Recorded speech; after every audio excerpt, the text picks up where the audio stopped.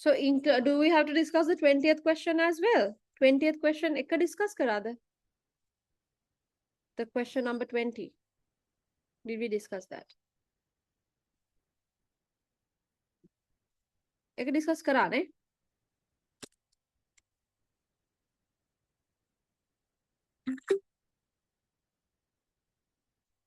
Okay, we'll start the discussion. I hope all of you can hear and see and all that. Okay, whiteboard එක පේනවද ළමයි? Give me a thumbs up if you can see the whiteboard, please.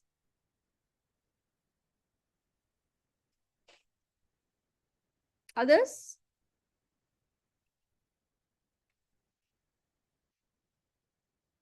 Oneli Ashwini can see the board? Okay, all right. Now we discuss up to the 20th question. So today we will discuss from the 21st question onwards. 21st question is biosphere. Mauganda hydrocarbons biosphere lessons the command with use was the K1 now. Because last week I couldn't feel record the rest of it. I have a little bit like a part of it recorded, but I couldn't record the rest. So ek hinda mama ek Monday Tuesday one now. But yes. So 21st question we will keep it. ඒකේ ආන්සරක විදියට first answer එක underline කරලා ඒක තියන්න so that we can discuss it once we're done with biosphere.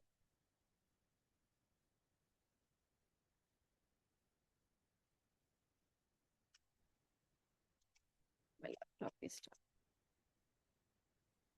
Okay. The composition of glucose solution in terms of mass and volume is 90 grams per cubic decimeter. What is the concentration of that glucose solution? What is the answer you put to 22nd question? What is the answer you all put to there?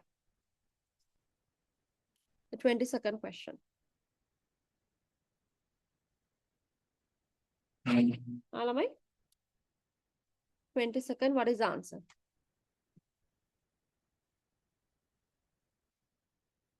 Okay. Others? Okay. Others? හැමෝම කියන බෑ මොනවද මේ කරාද ඔයගොල්ලෝ? I need all of your answers. I told you last week also you were not very proactive. You did not answer very well last week. ඒකින්ද අද එහෙම වෙන්න බෑ. අද අපි හොඳට past paper revision එක කරන්න ඕනේ. Okay. Okay. Now, composition of a glucose solution in terms of mass and volume is 90 grams per cubic decimeter. When we say the composition in terms of mass or volume is 90 grams per cubic decimeter,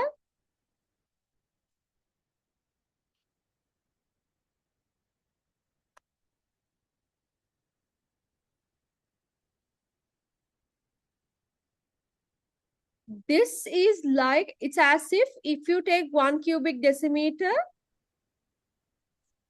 of solution, there will be 90 grams of glucose. Idea is that the 90 grams of glucose, if you take 1 cubic decimeter of glucose solution. Like when we say 90 grams per cubic decimeter, that means in 1 cubic decimeter, there's 90 grams. In 2 cubic decimeters, there's 180 grams. In 3 cubic decimeters, there's 270 grams, likewise, right? But what we want is the concentration. Concentration can be moles per cubic decimeter. So cubic decimeter part එක දෙකේම තියෙනවා. So that is okay. But with grams කියන part එකම moles කරන්නයි ඕනේ. Now this is glucose, right? Glucose වල relative molecular mass එක 180 කියලා දීලා තියෙනවා. If the relative molecular mass is 180, you know molar mass is, what is the molar mass? What would be the molar mass? If the relative molecular mass is 180, what is the molar mass? Alamai? This is the 22nd question. We did this question.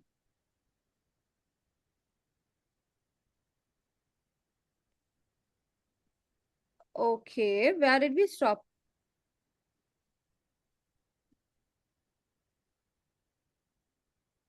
අනිත් tab මේ කරාද? Did we do 22, 23, 24, 25? Did we do all of this?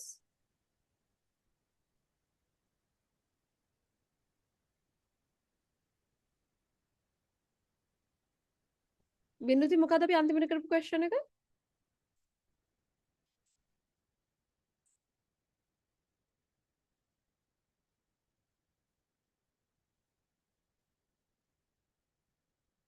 Twenty-fourth. Oh, yeah. Blast furnace one, ne? 24th එක අපි discuss කරානේ නේ? Others, ඔයාලට මතකයිද අපි 20th එක discuss කරලා ඉවරයි කියලා? අනිත් ආවේ නේද last week class?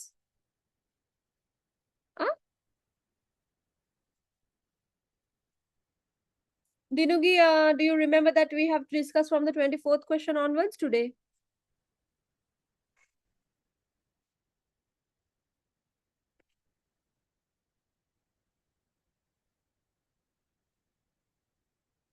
Okay, absent වෙච්ච කට්ටිය අනිවාර්ය recording ඉල්ල ගන්න because that is your responsibility. Right? ඕගොල්ලන් මොනවා හරි හේතුවක් whether it's a valid reason or not a valid reason, whatever it is, මොකක් හරි ඕගොල්ලන් absent වෙච්ච එක it is like on you, right? ඒතර absent වෙන එකේ recording ඉල්ල ගන්නත් it is your responsibility. Okay, no problem දිනුගි. Others also ඕගලන් absent වෙනවා නම් හරි මොනවා හරි ප්‍රශ්නයක් එනවා නම් recording එක අනිවාර්යෙන් බලන්න මොකද මේ අන්තිම දවස් ටික ළමයි මේ ටිකේ අපි especially මේ class එකේ අපි okay only මට මේ message එකක් දාන්න මේ discuss කරන එක මාරම important. You have no idea how important this is. මොකද කොච්චර theory කරත් වැඩක් නැහැ. The theory is not the most important thing. It's the past paper revision, the discussion that we do. ඒකෙත් මේ අන්තිම මාස කරන එක තමයි ඔළුවේ හොඳටම තියෙන්නේ. right සමහරවට දැන් සමහරවට ඕගලන් ක්ලාස් එකේ තින්නවා සැටර්ඩේ ක්ලාස් එකේ තින්නවා කොහොම හරි participate කරන්න try කරනවා yesterday's class there was one student who was sick hospital එකට යන ගමන් class එකට log වෙලා හිටියා so ඒතර obviously she can't write anything she can't check her answer sheet or anything like that but at least she was listening මොකද ඒක අහන් ඉන්න එක හරි මාරම important right අහන් ඉඳලා action ගන්න ඕනේ that is all true right ඒතර මේක අහන් හිටියාම මේ question එක මම දන්නවා එහෙනම් මේක shape මේක මම දන්නේ නැහැ so I have to revise කියලා එක revise කරනවා so that action has to follow but at least you have to listen to what is happening during the class මේ revision එකේ ගොඩක් දේවල් ඔයගොල්ලන් හිතන්නේ නැති විදියට unconsciously ඔයගොල්ලන්ගේ ඔළුවේ ගිහලා register වෙනවා okay so එතකොට ඒකයි MCQs ටික මම අන්තිමට තියන්නේ MCQ discussion is for the last because MCQ discussion එකේ චූටි වෙලාවකින් අපිට ගොඩක් areas touch කරන්න පුළුවන්. And MCQ is a place where we can score easier. But ඔයගොල්ලන් හිතා MCQ එකේ answers 4 දීලා තියෙන හින්දා ඒක lazy කියලා but answers 4 දීලා තියෙන හින්දා තමයි ඒක සමහරවිට අමාරු. Because answers 4ක් දුන්නාම ඔයාලට confusion එක වැඩි. Right? So even then MCQ is the place where you can score easier.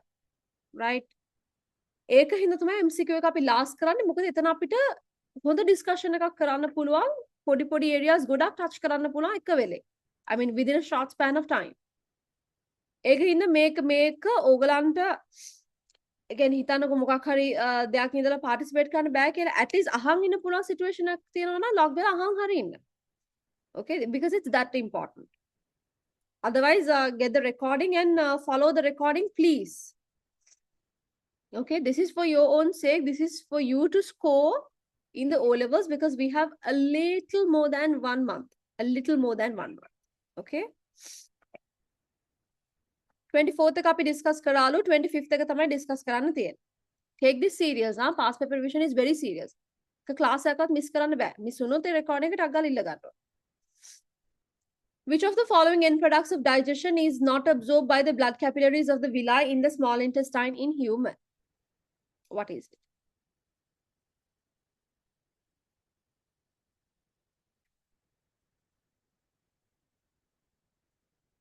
What is it?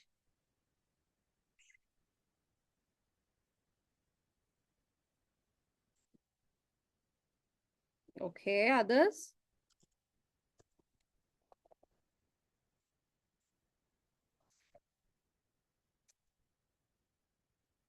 Okay. Which of the following end products of digestion is not absorbed? Do you remember end products of digestion kiwahama carbohydrates wala end products monada? Carbohydrates means monosaccharides, disaccharides, and polysaccharides. If it's monosaccharides කොහොමද monosaccharides. Disaccharides නම් ඒගොල්ලන් digest වෙලා ආයි monosaccharides හැදෙනවා. Polysaccharides again they will be digested and form monosaccharides. So carbohydrates වල end products තමයි monosaccharides. And we know monosaccharides are glucose, fructose, and galactose. When we eat proteins, proteins are digested and the end products are amino acids. Yes. Then what will happen when lipids are digested? What will happen when lipids are digested?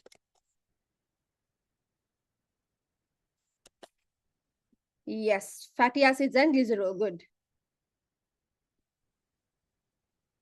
Fatty acids and glycerol. ඊට අමතරව තව මොනවද අපේ body එකට යන්නේ? Vitamins යනවා, minerals යනවා. මේ වගේ vitamins and minerals they are not digested. අපි consume කරන්නේ මොන විදිහටද? ඒ විදිහට මේක බොඩි එකෙන් absorb කරගන්නවා vitamins and minerals. But carbohydrates, proteins, lipids they are digested. If you take the end product of carbohydrates, which are monosaccharides, glucose, fructose, galactose, they are absorbed to what? To the blood capillaries or not? Yes or no?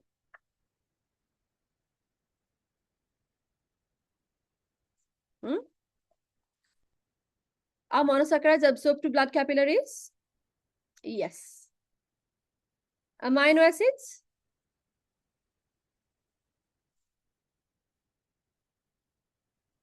Yes. Fatty acids and glycerol?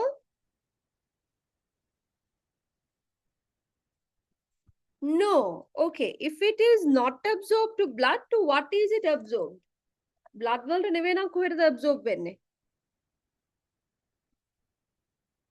Yes. Others? Fatty acids and glycerol is not directly absorbed to blood. Then what is it absorbed to? Cancer ka yawe. Anita?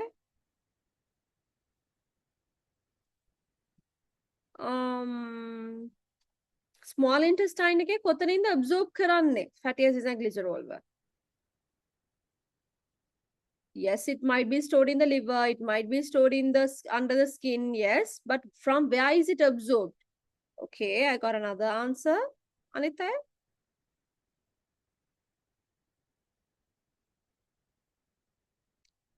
Lacteal is the place where fatty acids and glycerol will be absorbed. Blood eකට absorb කරගන්නවා monosaccharides, amino acids, and even here vitamins and minerals are absorbed to blood. Fatty acids and glycerol, they are absorbed not to blood but to the lactea. මේ lacteal එක මොන system එකටද ආйти ළමයි?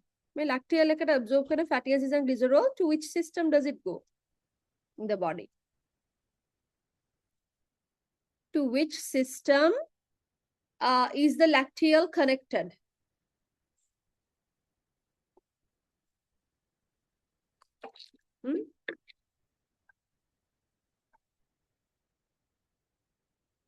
Okay. Yes, lacteal is connected to the blood circulatory system, but the blood circulatory system is a big one. Lacteal එක මුලින්ම පොඩි system එකකට connect වෙලා තමයි blood circulatory එකට connect වෙන්නේ. What is that small system that lacteal is a part of before it gets connected to the blood circulatory system? Okay, now I'm getting the correct answer.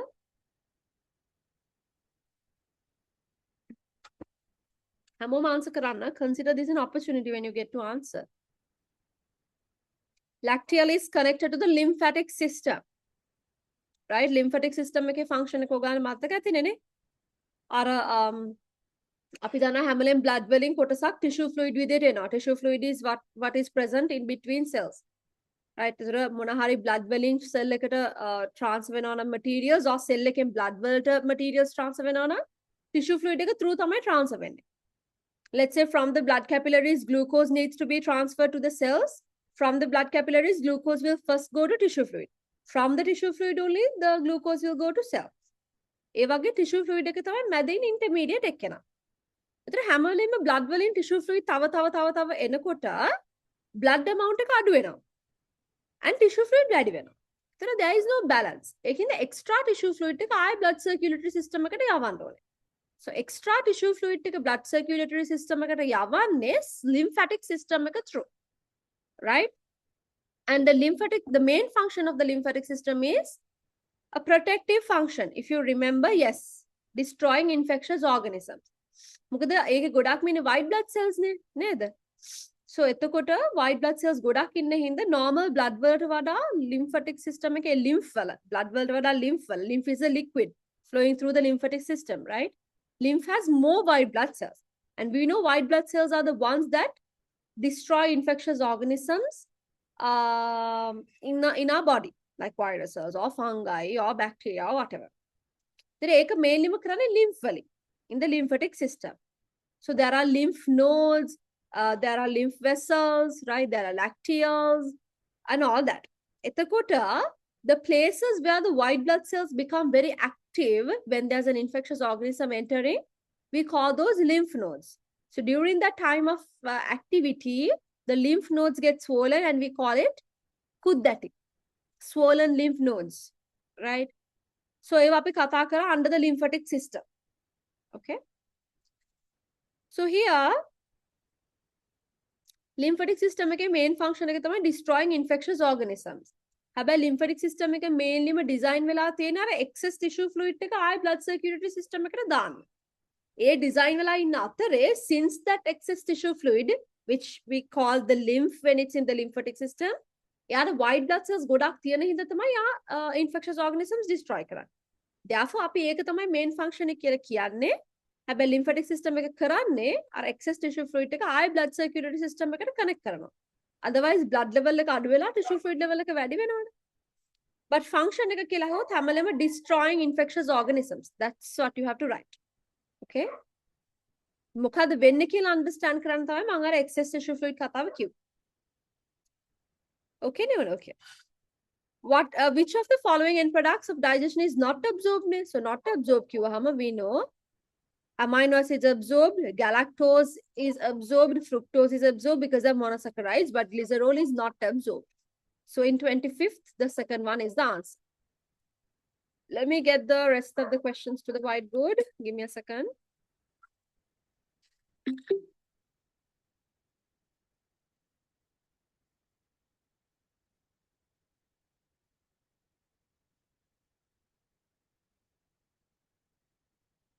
Okay. 26th. Which of the following is a function of the human cerebellum? Now, what are the functions? Okay.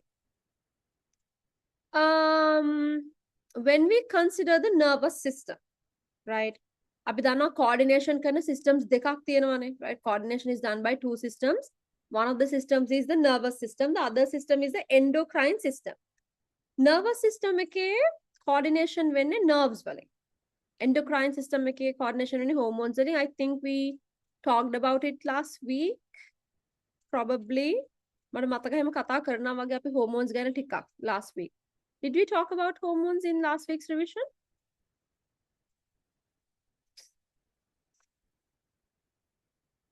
මතක නැද්ද? Did we talk about hormones in last week's revision, ළමයි?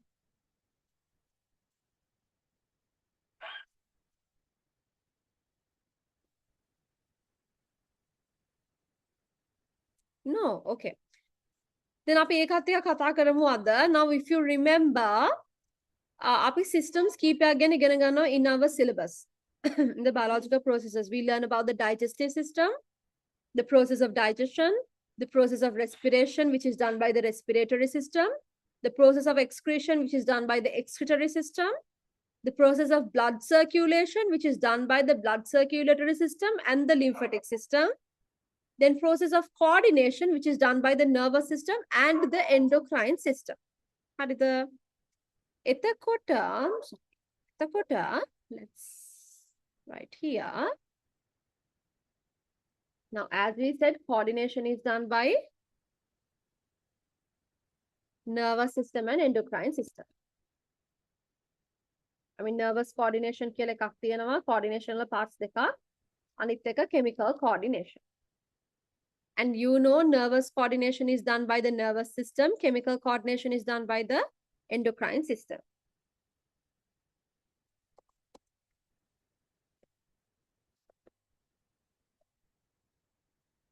And chemical coordination is done by the endocrine system. So nervous system එකේ මොනවාද තියෙන්නේ mainlyම coordination එක වෙන්නේ by nerve impulses, right? And you know, nerve impulses are like electrical signals. Endocrine system එකේ messengers ලා කවුද? In the nervous system, messengers are nerve impulses now. In the endocrine system, what are the messengers? What does the coordination part mainly in the endocrine system?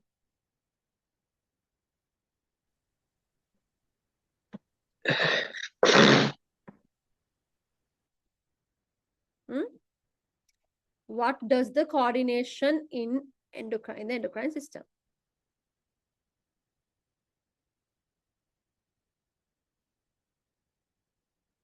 Yes.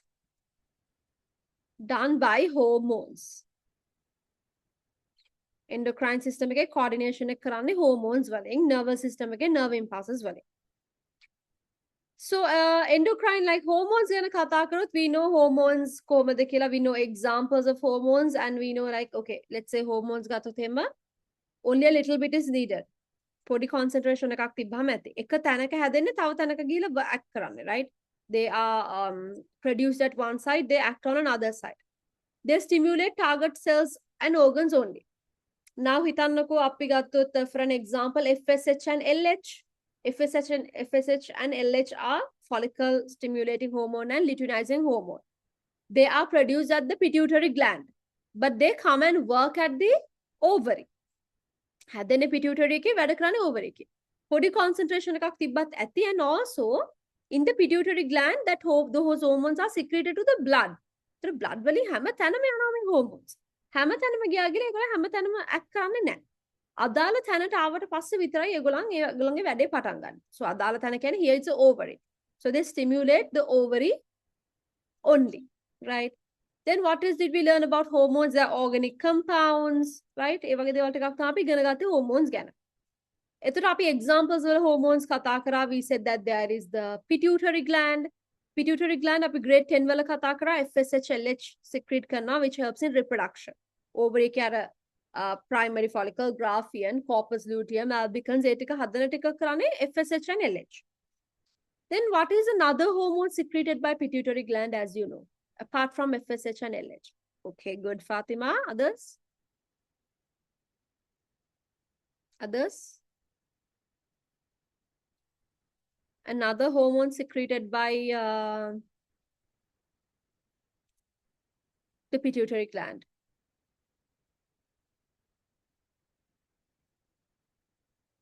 Estrogen and progesterone is not secreted by the pituitary gland. Yes, Yashini. Yes, Randira. Yes, Binuti. It's the growth hormone. Pituitary gland එකේ තව secrete කරන එකක් තමයි growth hormone එක, which helps in the growth. Then can you tell me a hormone secreted by, you know, in the neck, around the neck area, there's a thyroid gland. What are the hormones secreted by the thyroid gland? Okay. Okay. Vinuti, Randira. Okay. Others?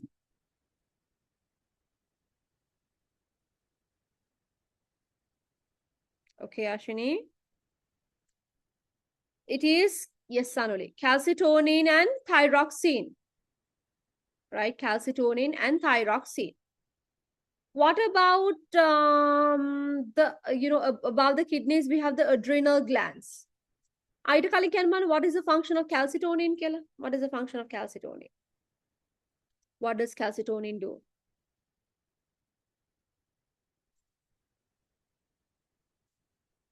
What does calcitonin do?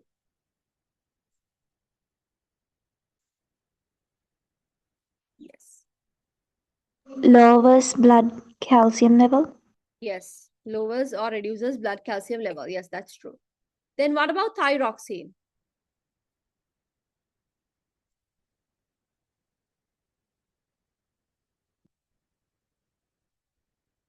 What about thyroxine?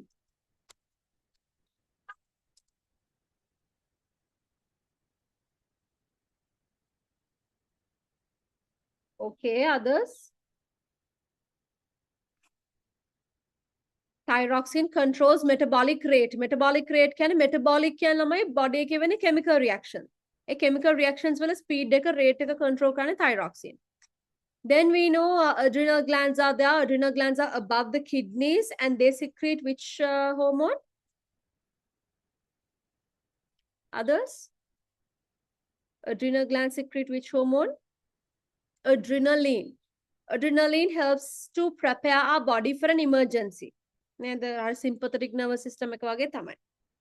I මොනවාද hormones, you know, pancreas එකෙන් මොනවාද secrete කරන hormones?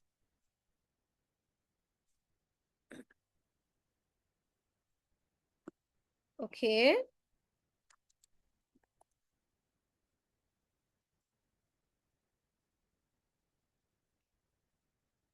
Others?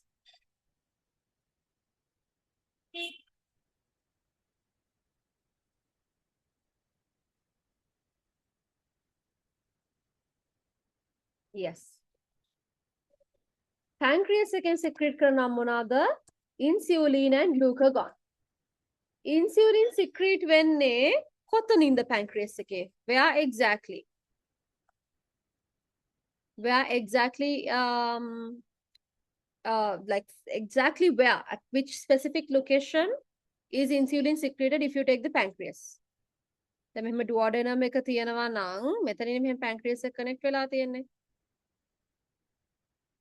Yes, Fatima. එතනත් කොතනද?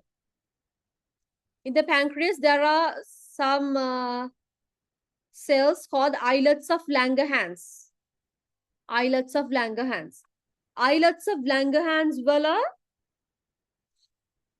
These are the islets of Langerhans.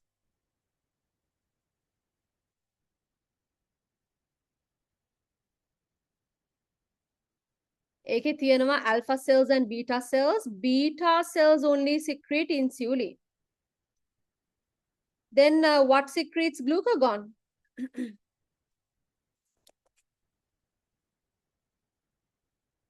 Alpha cells.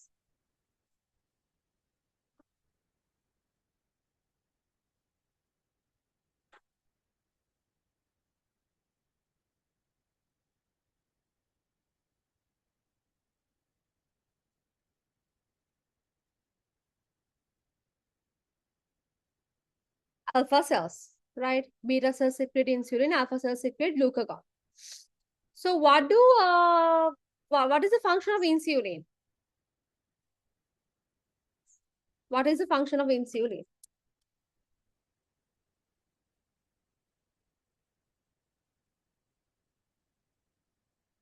What is the function of insulin?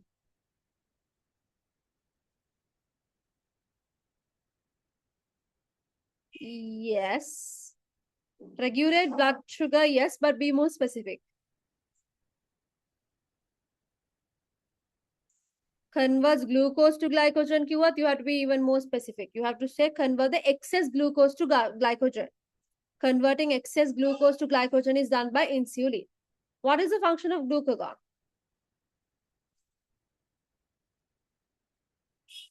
What is the function of glucagon?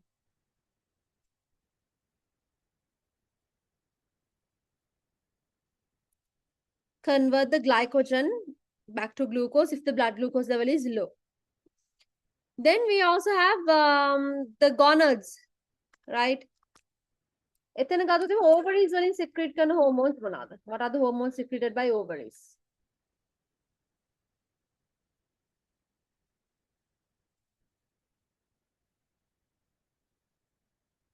Estrogen, progesterone. And we know they are both responsible for the menstrual cycle, for control, for pregnancy, and also for secondary sexual characteristics. What is the hormone secreted by testes? Testosterone. Testosterone වලින් කරන්නේ මොකක්ද? secondary sexual characteristics in males, and also at the same time spermatogenesis, that is production and release of sperms. So that is the endocrine system, hormones. Then what about the nervous system? Nervous system එක ගත්තොත් එහෙම nervous system එකේ mainly there are two parts. What are they? Nervous system එකේ two parts තියෙනවා. Yes. Central nervous system and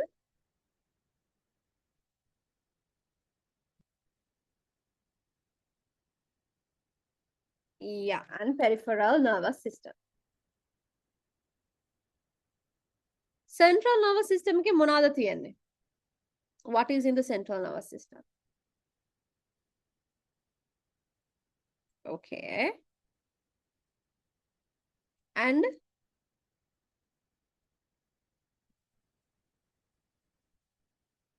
one is brain, yes. And then we have the spinal cord, yes. And brain, okay, there are three parts. What are the three parts in the brain?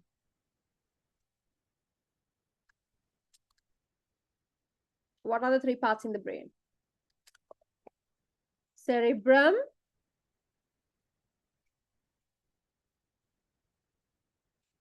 cerebellum,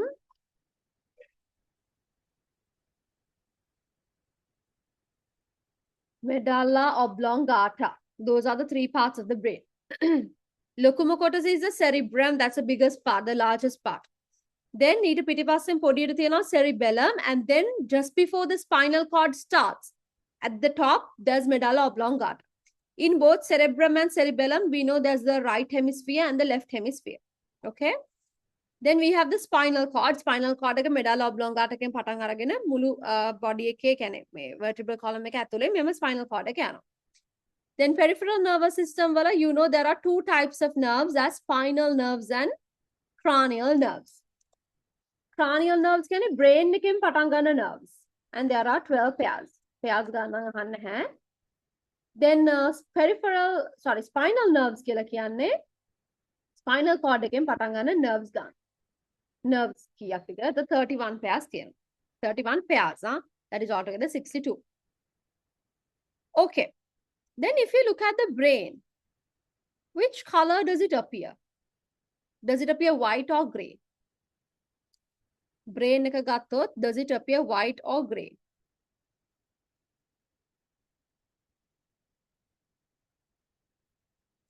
Others? Does it appear white or gray?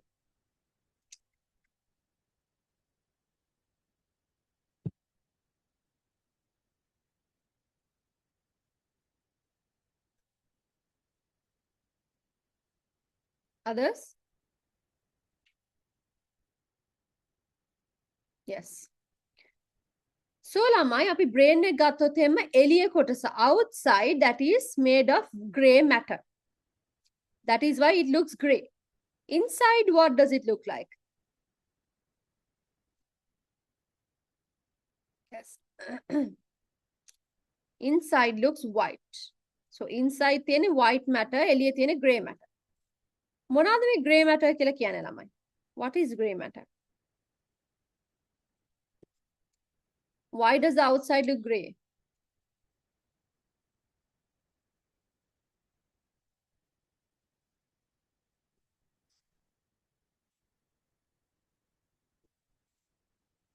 No. Samanya lama, if you get the neurons wala, there's a cell body. Cell body එක තියෙනවා, then axon එක තියෙනවා with the myelin sheath. Cell body, axon with the myelin sheath. Cell body, axon with the myelin sheath. So usually cell bodies are gray color. The axon looks white because of the myelin sheath.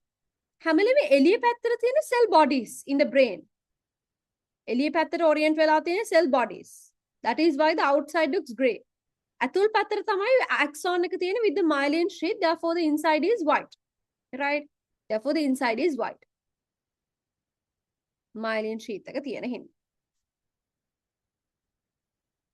But if you take the spinal cord, this is the opposite in the spinal cord. Spinal cord එකේ එළිය white color. Right? Outside is white because of the myelin sheath and inside is gray because of the cell body. Okay, අරකම opposite වෙලා තමයි spinal cord එකේ තියෙන්නේ. එතකොට ළමයි, if you take both the brain and the spinal cord, obviously they need a lot of protection. Brain එක මොනවද protect වෙන්නේ mainly?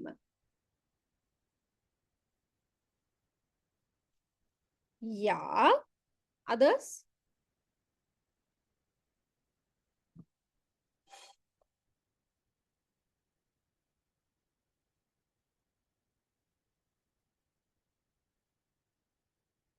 Brain එක protect වෙන්නේ මොකෙන්ද?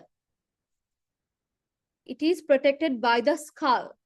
Right? ඔගන් skeleton එකක් දැකලා තියෙනවනේ නේ? Skeleton එකක skull එක තමයි තියෙන්නේ. Skull එක ඇතුලේ brain එක තියෙන්නේ. ඔයගලන් හිතන්න කාවේ වැටුණා කියලා මිනිස්සෙක් වැටුණා, the brain will not be damaged because outside there's a skull. It's bone, right? Skull is bone, so it protects the brain. Spinal cord is protected by what?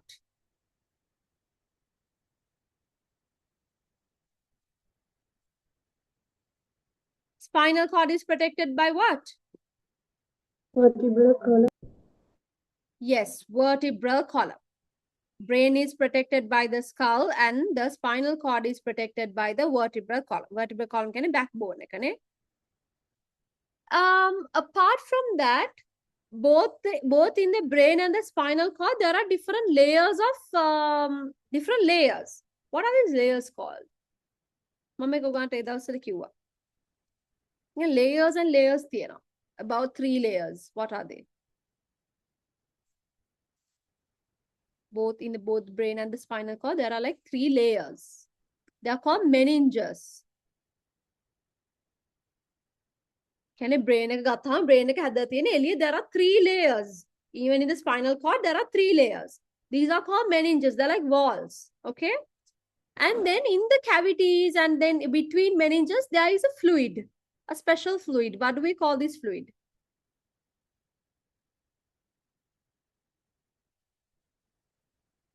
There's a special fluid in the cavities of the brain and then between the meninges in both the brain and the spinal cord. What is this fluid called? Cerebrospinal fluid. Okay, only says cerebrospinal fluid. What do others think? Bisal? Tenumi? Nilaka? What do you think? What is the fluid?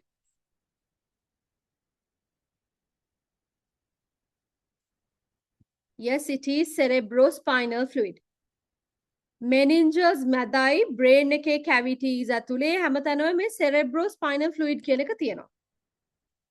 අපි කතා කරා උගන්න මතකයිද ළමයි cerebrospinal fluid එකේ මොනවාද functions කියලා. What are the functions of the cerebrospinal fluid? Then make it answers then back and you have not studied this, huh? So make it a note that you have to revise the nervous system and this coordination part. And mataka katti, what are the functions of the cerebrospinal fluid?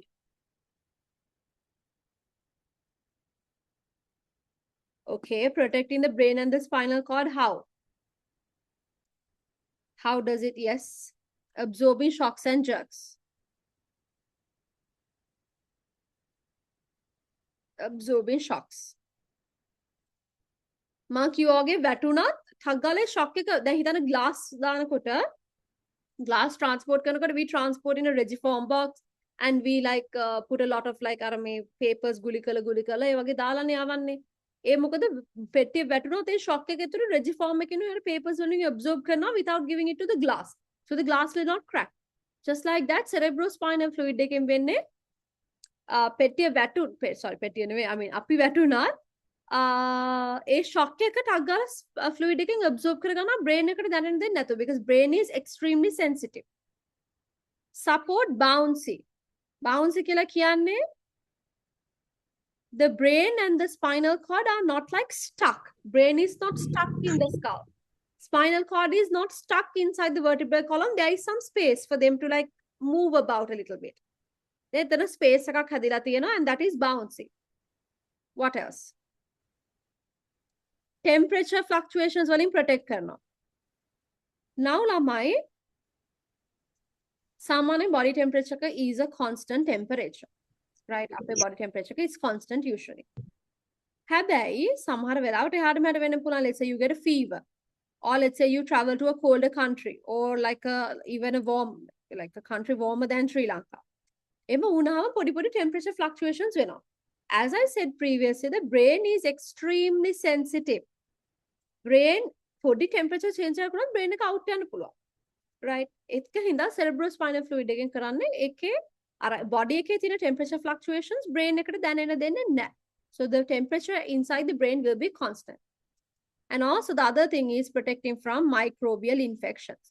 Bacteria, virus වගේ આવොත් එහෙම cerebrospinal fluid එකෙන් protect කරනවා because cerebrospinal fluid has a lot of white blood cells actually. So brain එකට microbes ගිහිලා infect කරන්නේ නැහැ. So this is cerebrospinal fluid. මේ ටික brain එකයි spinal cord එකයි දෙකටම තියෙනවා. Then if you take the brain, we say that there are three parts in the brain. There is a cerebrum, cerebellum, and medulla oblongata. What are the functions of cerebrum? You know, cerebrum, okay, there's left hemisphere, right hemisphere. What are the functions of the cerebrum?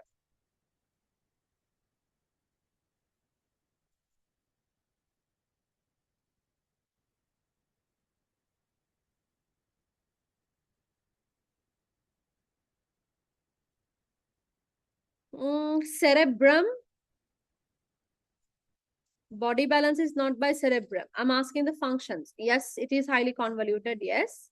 What are the functions? Yes, one is performing high mental activities like learning, intelligence, thinking, IQ. IQ is intelligence. ඒ ඔක්කොම කරන්නේ cerebrum එකේ. Sensory processing. Yes, ඒ කියන්නේ එකක් තමයි පුළුවන් receptors ඒ කියන්නේ sensory organs වලින් එන information ටික අරගෙන ඒ ටික identify කරලා ඒ ටික store කරලා ඒ ටික කරන්න පුළුවන්. ඊට අමතරව sensory organs ඔක්කොගෙම ගන්න පුළුවන්, right? Taking from like let's say eyes, ears, nose, tongue, skin ඒ ඔක්කොගෙම information අරගන්නවා. අරගෙන ඒ information ටික receive කරලා process කරනවා, identify කරනවා and then store කරනවා. ඒ ටික ඔක්කොම කරන්නේ cerebrum. It amatarava, yes, voluntary muscle contraction. Voluntary muscle contraction means all the muscles in our body which we can control. I can shrug like this. I can move my hands. When I'm talking, I move my facial muscles. If I want to, I can walk away. So there are muscles involved in all of these motions. Those are all controlled by cerebrum. Then cerebellum එක තියෙන cerebrum එකට යටින් චූටියට නේ. So මොකද්ද cerebellum එකෙන් කරන්නේ? As you said previously, body balance. වැටෙන්න ගියොත් ඕගලන්ට අග්ගල balance එකක් එනවා නේ. Can like you have a sense of balance. So that is done by cerebellum. Yes, body movements. අපේ body movements කොහොමද වෙන්නේ? Coordinate කරන්නේ cerebellum එකෙන්. And yes, the other thing is voluntary muscle activity. Cerebrum, cerebellum දෙකෙන්ම voluntary muscle activity එක control කරනවා. Voluntary muscle activity means muscles that we can control. මොනවාද medulla oblongata එකෙන් කරන්නේ? What is done by medulla oblongata? Okay, yes. Yes, good. Involuntary actions and control reflex actions, yes. Involuntary actions can, for an example, you know, the rate of heartbeat, the rate of respiration, right? ඒ වගේවා අපිට control කරන්න බෑ involuntary actions. ඒ වගේවා control කරන්නේ medulla oblongata. And also reflex actions කියන්නේ අපිට ලොකුවට හිතන්න නැතුව වෙන දේවල් like sneezing, yes. As even sometimes coughing ගත්තොත් partially අපි හිතලා කරන්නේ partially හිතන්න නැතුව කරන්නේ. So coughing is also somewhat of a reflex action. Then vomiting, right? ඒ වගේ reflex actions. හිතන්න එකපාරට මෙහෙම කරනවා ඒතර ඇස් දෙකට අග්ගල වහ ගන්නවා to protect. Those kind of things are reflex actions, right? So those are done by medulla oblongata. So let's go to our question. We did a big discussion there. Which of the following is a function of human cerebellum? The answer is the first one. Maintaining the balance of the body, that is done by cerebellum. Performing high mental activities is done by cerebrum. Perception of stimuli done by cerebrum. Control of respiration, respiration can involuntary එකක් නේ. That is done by medulla oblongata.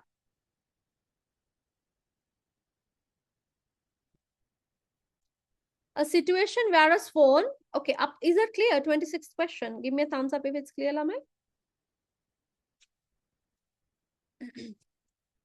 Give me a thumbs up if it's clear.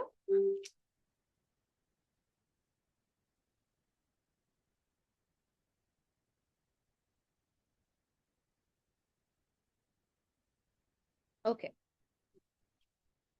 27. A situation where a swan of mass 1.3 kg is at still water in a pond is given in the figure. What is the upthrust acting on the swan by water? Take the value of gravitational acceleration as 10 ms minus 2. මොනවද දාපු answer එක?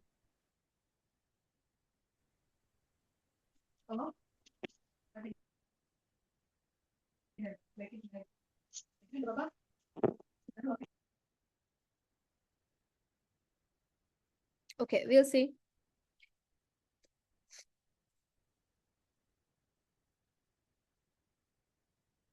If you take a container of water,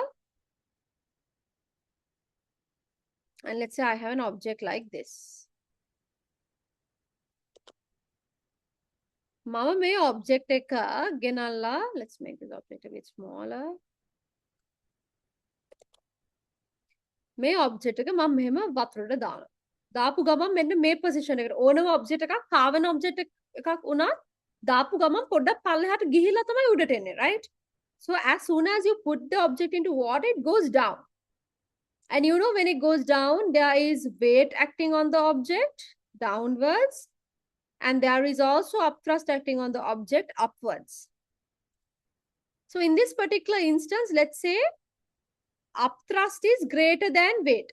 Upthrust greater than weight can උඩට තියෙන force එක වැඩි. Therefore, what will happen is that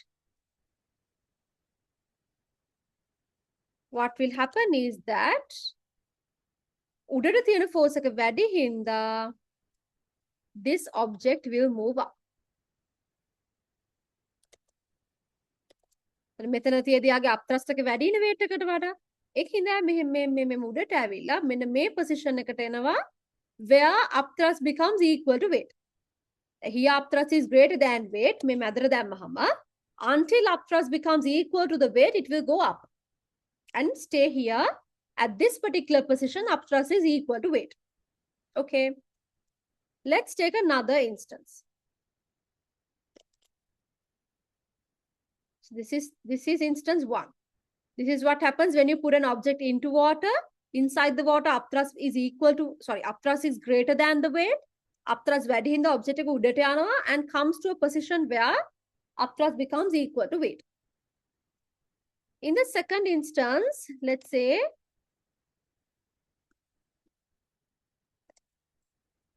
you put an object to water. So again, as you know, there is weight downwards. There is upthrust upwards. Let's say in this particular instance, may object එකේ නම් weight is equal to upthrust කියලා. එතකොට එයා ආයි උඩට පල්ලෙහාට යන්නේ. එයා මේ මැද හරිය තමයි ඉන්නේ. මැද හරියට වෙලා it's floating. මෙයාගේ උනේ upthrust was greater than the weight. That's why it went up until upthrust became equal to weight. Here, දාපු ගමන් මැද හරියදීම upthrust is equal to weight, so it will stay at that position. Let's take another instance.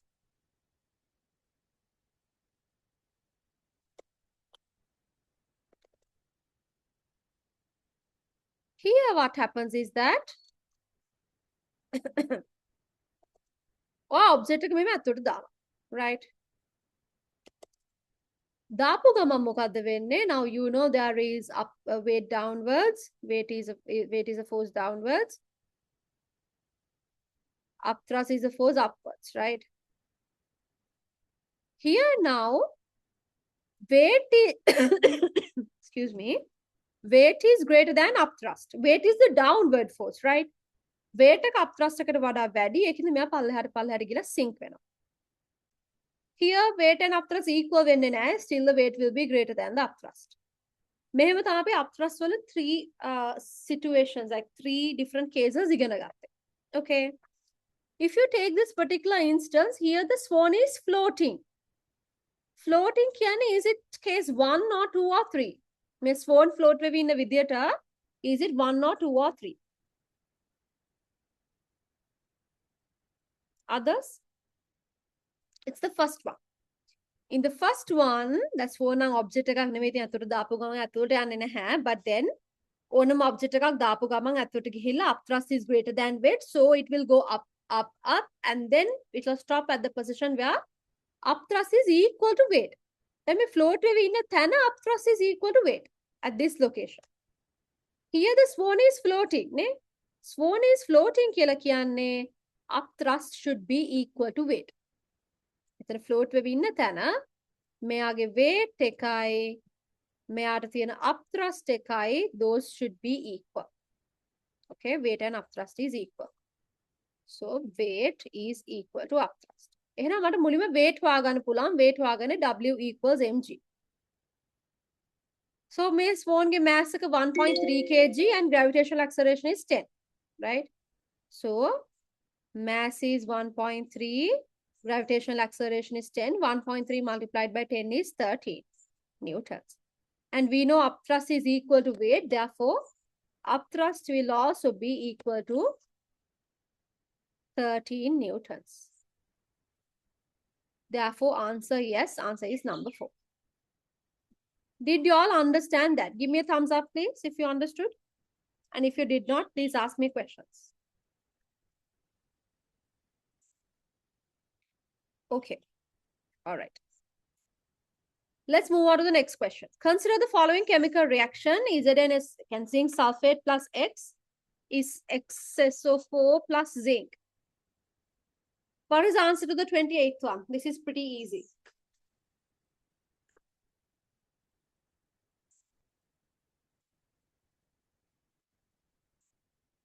Others?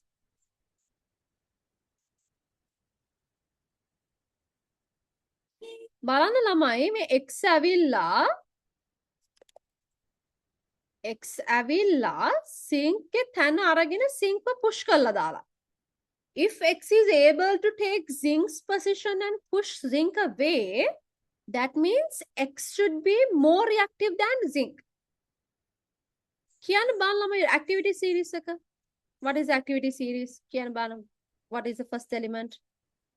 මම ඉතින් last week ඔයගන්ට Saturday එකද කියලා මම මතක නැහැ අපි activity series එක කතා කරා. Potassium. ඔයගන්ට නෙමෙයි Saturday එකට. So you tell me. Potassium. And then others also tell me sodium,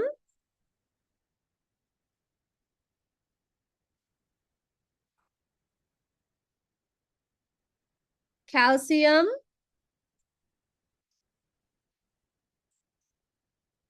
magnesium,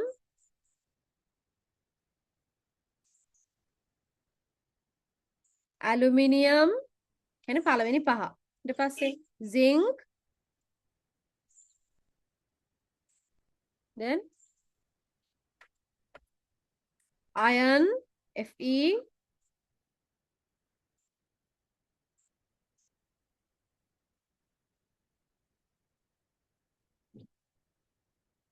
tin, and then lead, and then we have hydrogen, then we have copper,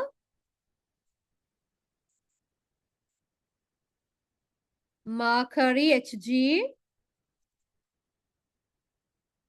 silver, Ag, platinum, Pt, gold, Au. Activity series එක මතක නැත්නම් it's going to be a huge problem. දැන් ඕගොල්ලන් ඉන්න position එකේ විතර activity series should be like the alphabet for you. Potassium, sodium, calcium, magnesium, aluminium පළවෙනි පහ. then zinc, iron, tin, lead. Then there's hydrogen, then copper, mercury, silver, platinum, gold. So here now, if X was able to replace zinc, X should be more reactive than zinc. එතකොට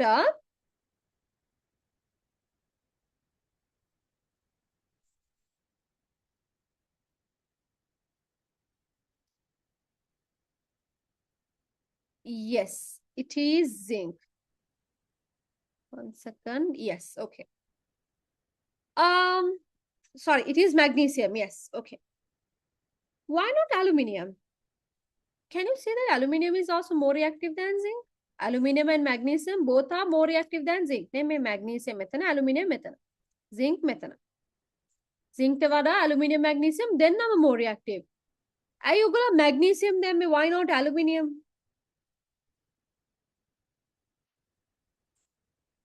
Why not aluminium?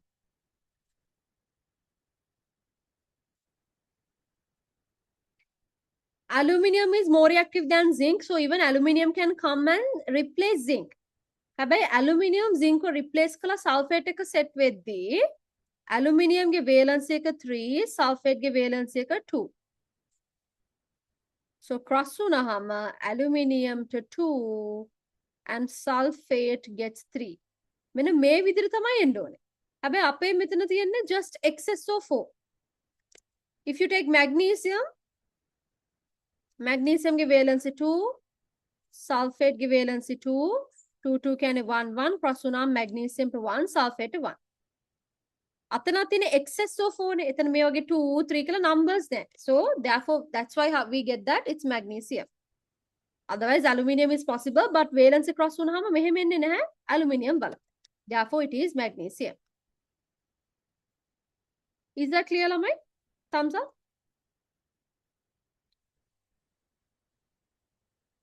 Okay, next one.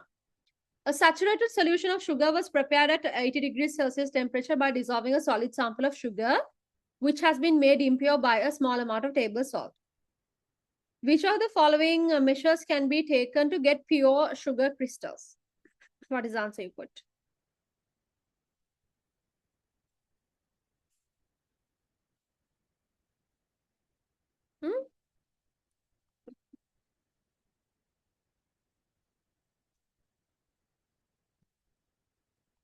What is the answer you put for the 29th question?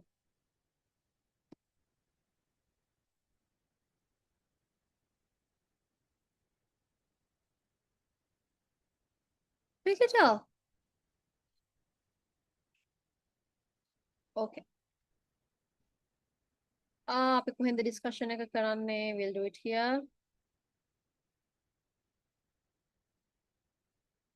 So we have a solution at 80 degrees Celsius. Make a sugar තියනවා. Sugar is saturated. Sugar is saturated means තව sugar dissolve කරන්න බෑ. තව sugar පොඩ්ඩක් හරි dissolve කරොත් crystals හැදෙනවා. Can it precipitate වෙනවා? දිය වෙන්නේ නැහැ. But salt ගත්තොත් salt පොඩ්ඩයි තියෙන. So salt is not saturated. Only a little bit present. What will happen when I heat this more? Mom, make a heat කරොත් මොකද වෙන්නේ? Let's say to 90 degrees Celsius වගේ. What will happen to sugar? Will it still be saturated? If I heat it further to 90 degrees Celsius, will sugar still be saturated?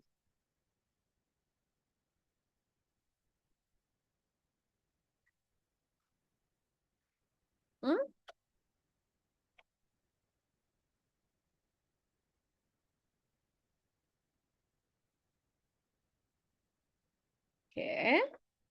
Others, yes or no? When I heat it to 90 degrees Celsius, will sugar still be saturated?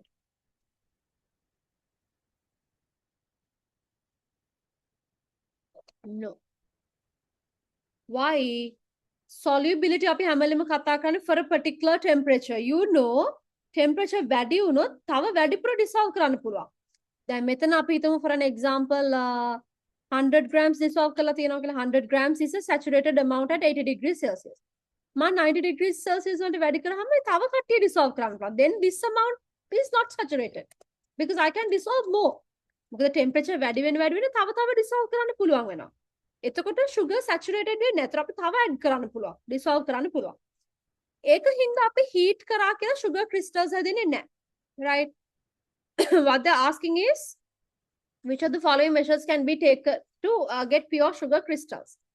මේක මම තව heat කරා කියලා sugar crystals හැදෙන්නේ නැහැ.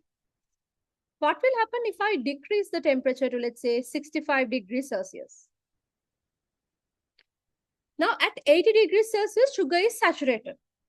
When I decrease the same temperature ka අඩු වෙනකොට solubility අඩු වෙනවා.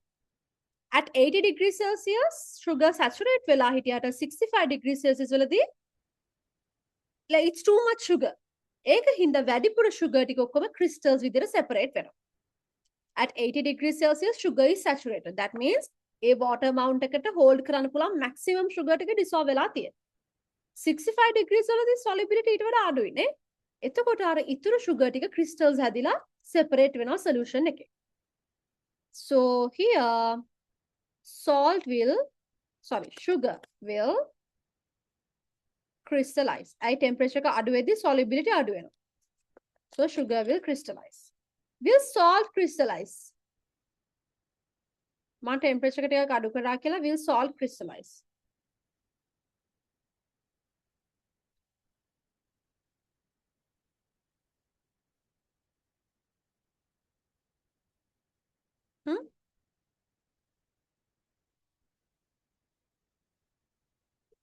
Will salt crystallize? This is a discussion, it's just not just me teaching you. Theory again, no one, right? Now it's a discussion. We have to talk about it together. We discuss together. Sugar will crystallize, yes, but salt will not crystallize because salt is not saturated. Only a little bit of salt was present at 80 degrees Celsius. So when I decrease the temperature, salt will solubility අඩු වෙනවා. හැබැයි crystallize වෙන්නේ නැහැ because here also it was not saturated. Here sugar was saturated. A water වලට hold කරන්න පුළුවන් maximum sugar dissolve වෙලා තියෙනවා. 65 degrees වලදී solubility ඊට වඩා අඩුයි. Right? එතකොට sugar ටික crystals හැදිලා එළියට එනවා. So that because the solubility is less. Did you understand that? Give me a thumbs up if you understood that.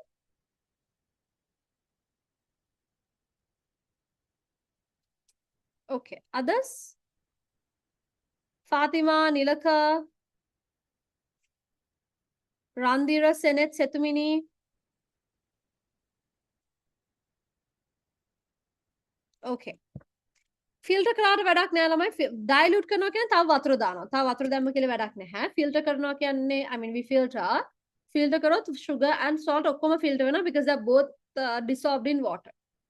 So only cooling will help us to get sugar crystals, the pure sugar crystals. 30th. Consider the instances A, B, and C given below. A bat flying at night emitting ultrasound. Okay. මම ඒත් එක්කම කියන්න ඕනේ මේ week එකේ මම extra classes schedule කරේ නැහැ because you had the term test. But next week we are going to schedule some extra classes. I will be scheduling 2. 2, yes. එතකොට සමහර විට දෙකටම උගන්න එන්න බැරි වෙන්න පුළුවන් but පුළුවන් තරම් try කරන්න එන්න මම early morning දාන්නෙත් ඒකයි ඒතර හැමෝටම පුළුවන් වෙන හින්දා හදිස්සියේ බැරි වුණොත් let me know. I will send the recording. Extra class dates are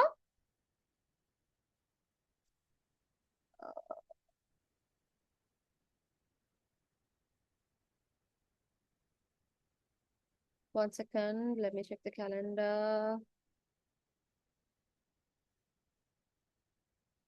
14th January, which is Wednesday.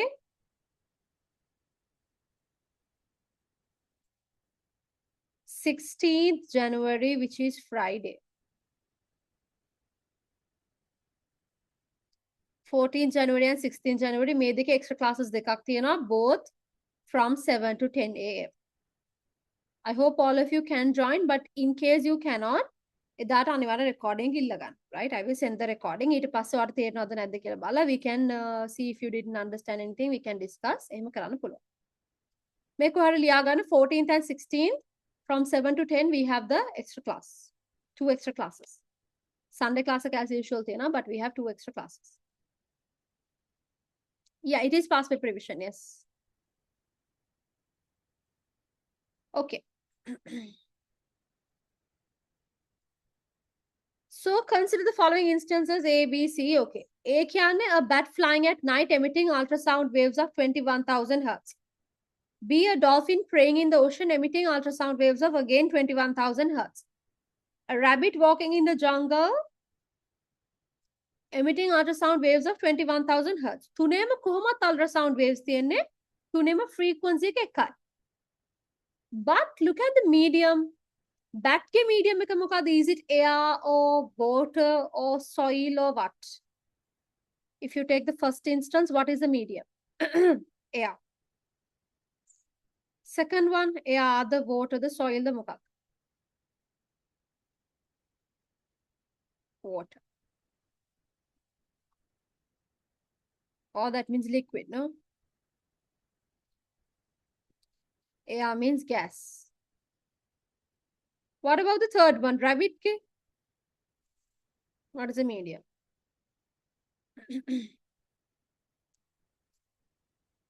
Solid the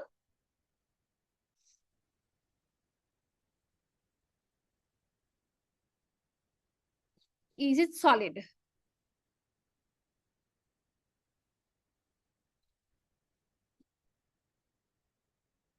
Rabbit ඇවිදන් යන්නේ soil උඩ කියන්නේ ground එක උඩ වෙන්න පුළුවන් but එයා ඉන්නේ එයා කියන්නේ like the rabbit breathes and emits sound waves, receives sound waves, all of that through air. So ඉතින් මෙතනත් එයාම තමයි. Air or gas. So ඔයගලන් දන්නවා අපි speed of sound ගත්තාම speed of sound in solid තමයි වැඩිම. මතකයි නේද අපි අර කිව්වේ කෝච්චියක් එනකොට even if you don't hear it through air, if you keep the ear, don't do it, it's very risky. If you keep the ear on the railings, you can hear it because speed of sound is faster in solid. Then the speed of sound is second fastest in liquids like water. ඊටත් වඩා slow ඇත්තටම air. Speed of sound in gases is the slowest. For make it examples දෙයක් මට දෙන්න පුළුවන් solid වලට example එකක් අපි ගත්තොත් steel ගත්තොත් එහෙම speed of sound in steel is මට මතකද 5000 ද කොහෙද textbook එකේ value එක තිබ්බා 5000 I think. Liquids වලට example එකක් ගන්න පුළුවන් water වල තිබ්බේ කීයද ළමයි? ඒක memorize කරන්න ඕනේ නැහැ මට මතක නැහැ value එක. 1400 ඒ වගේ ගාණක් නේ තිබ්බේ. Memorize කරන්න ඕනේ නැහැ. I'm just asking. Speed of sound in gases වල example එකක් වඩ ගන්නවා air. Air වල roughly 330 වගේ තමයි. So මේ values ගත්තාම there is a significant difference, no? Because solids වල වැඩි, then liquids speed එක අඩුම gases වල. අපිට නිකන් හිතුවාම හිතෙන්නේ gases වල තමයි air වල තමයි speed එක වැඩි කියලා. But ඇත්තටම solids වල තමයි වැඩි, okay? So that situation A ගත්තාමයි C ගත්තාමයි දෙකම air වලනේ. So ඒගොල්ලන්ගේ speed of sound should be equal. So A ගේ C ගේ equal.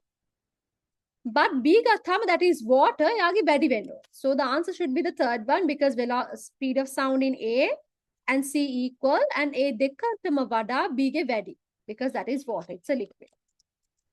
So third one is the answer. Up to that point, is everything clear, Lamai? Give me a thumbs up, please.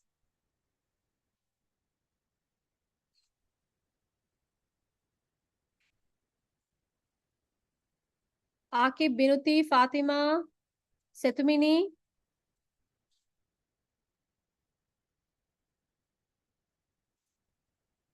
Okay, let's move on to the rest.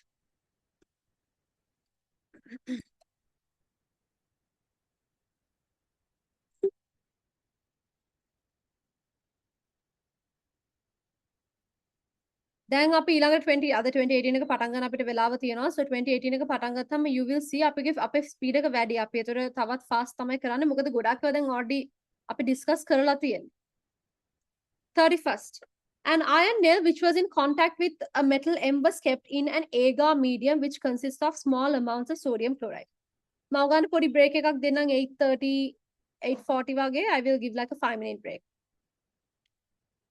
An iron nail, okay. So, okay. After 1 hour, only pink color was seen in the agar medium around the nail. M could be. Okay. Abi make an example hai gamu. Let's say there's a petri dish. There's an iron nail. In contact with an iron nail, we have copper. Copper කෑල්ලක් තියෙනවා iron nail එක තියෙනවා. මේකේ මොකද, what do you think is the oxidation reaction here?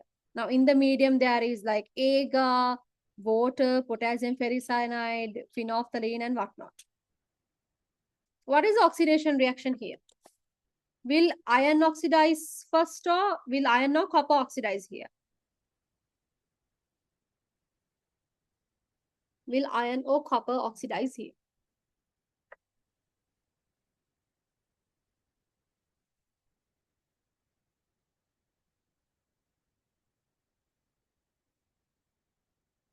I got 2 answers. What about others?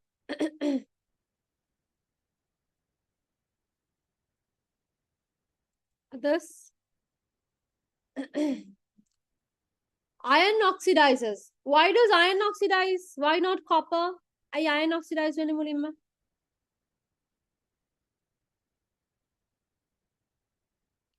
Because iron is more reactive than copper. අපි කොහෙද activity series එකක් ගන්නද? Let's see. See, iron is here, copper is here. So obviously iron is more reactive than copper, and because of that iron will get oxidized first. Iron oxidize වෙන්නේ කොහොමද? Fe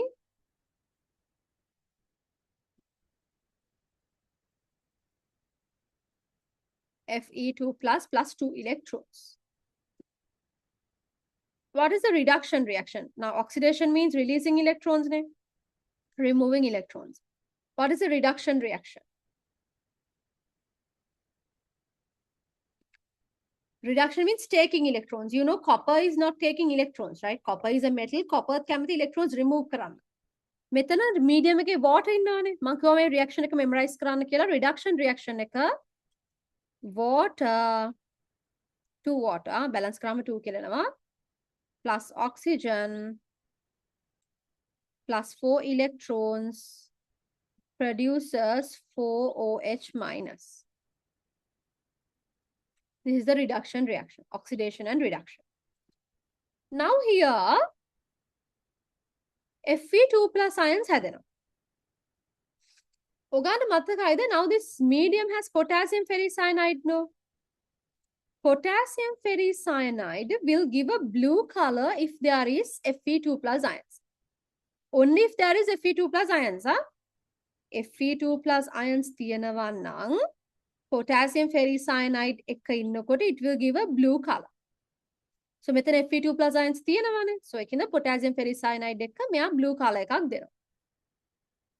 So එහෙනම් now oxidation always happens at the anode. Since this oxidation reaction is Fe, එහෙනම් Fe තමයි anode එක. එහෙනම් anode එකේ you can see a blue color. So මෙන්න මෙතන වගේ blue color එකක් තියෙනවා. මෙතන හරි මේ iron nail එක ළඟ there's a blue color. Then තව මේ medium එකේ phenolphthalein තියෙනවා.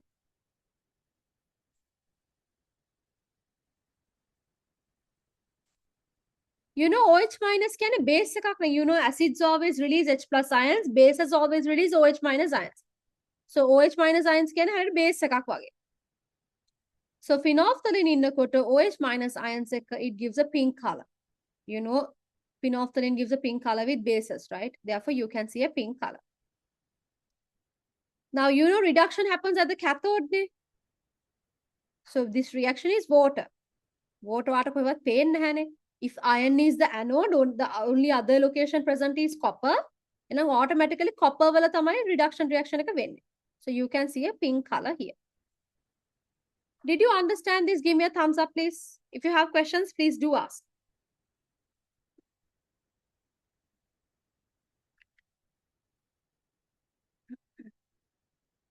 Okay. Let's take another instance.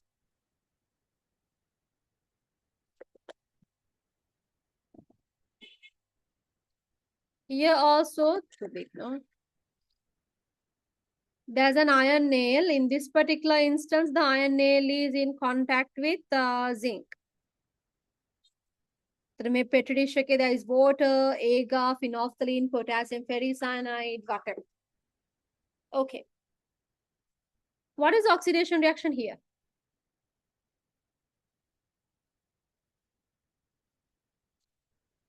What is oxidation reaction here?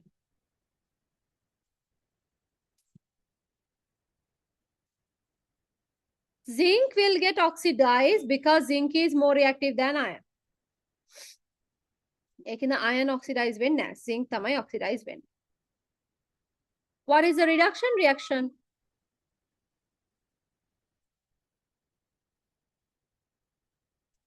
What is the reduction reaction?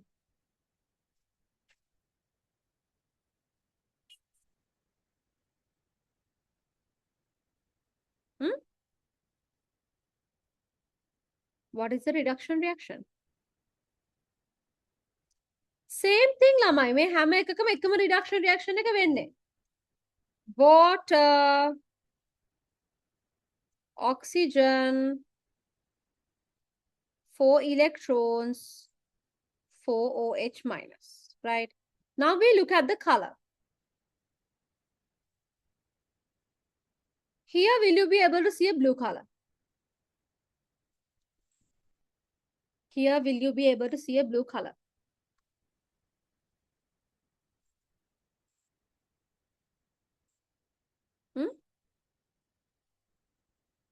Why not?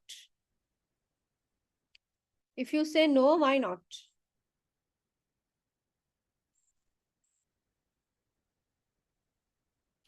Quickly tell. Can you see a blue color? If you can, or if you cannot, why? Yes or no? Answer reason. Okay, so okay, yes, there is no blue color. මෙතන blue color එකක් එන්නේ නැහැ. ඇයි blue color එකක් එන්නේ නැත්තේ?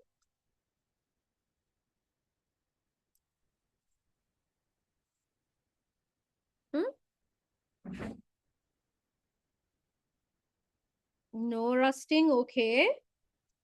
උඩ blue color එකක් දුන්නේ මොකක්ද? Fe2 plus ions ඉඳන් නේද blue color එකක් ආවේ. With potassium ferricyanide, Fe2 plus give a blue color. Here also potassium ferricyanide is there, but Fe2 plus ions are not produced. Zinc 2 plus ions are produced. ඒකින්ද මෙතන blue color එකක් එන්නේ නැහැ. Fe2 plus ions are produced නැති හින්දා. However, OH minus ions are produced, OH minus ions are produced, therefore you can see a pink color. Now here anode is zinc ne. Yeah, anode and oxidation reaction is zinc reaction, so anode will be the zinc. ඉතුරු iron ne. ඒක හින්දා iron වල තමයි reduction reaction එක වෙන්නේ. So you can see a pink color like this, here or iron nail එක ළඟ තමයි pink color එක පේන්නේ. Give me a thumbs up if you understood, everybody. තේරුණාද?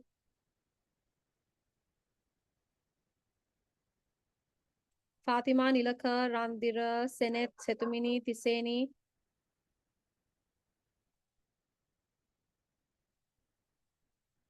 Okay. Let's go to our question. If only pink color was seen, only pink color කියලා කියන්නේ now here only pink color means Fe එක contact වෙලා ඉන්නේ Fe ට වඩා reactivity වැඩි එක්කනේ. එතකොට යානේ oxidize වෙන. එතකොට Fe oxidize වෙන්නේ නැහැ. ඒකින්ද blue color එකක් එන්නේ නැහැ because no Fe2 plus ions will be formed. Only pink color නම් that means Fe the iron nail is in contact with a metal that is more reactive. If iron nail was in contact with a metal that was less reactive, iron will oxidize and Fe2 plus ions will form and it will give a blue color. Okay? The metal only pink color is, so that should most probably be aluminium. Most probably anyway, that is aluminium. Miss stannous කියලා කියන්නේ ළමයි tin වලට. Stannous is Sn. That is tin. Lead is Pb. Copper is Cu. They are all less reactive than iron. Only aluminium is more reactive. Okay, let's move on to the next one.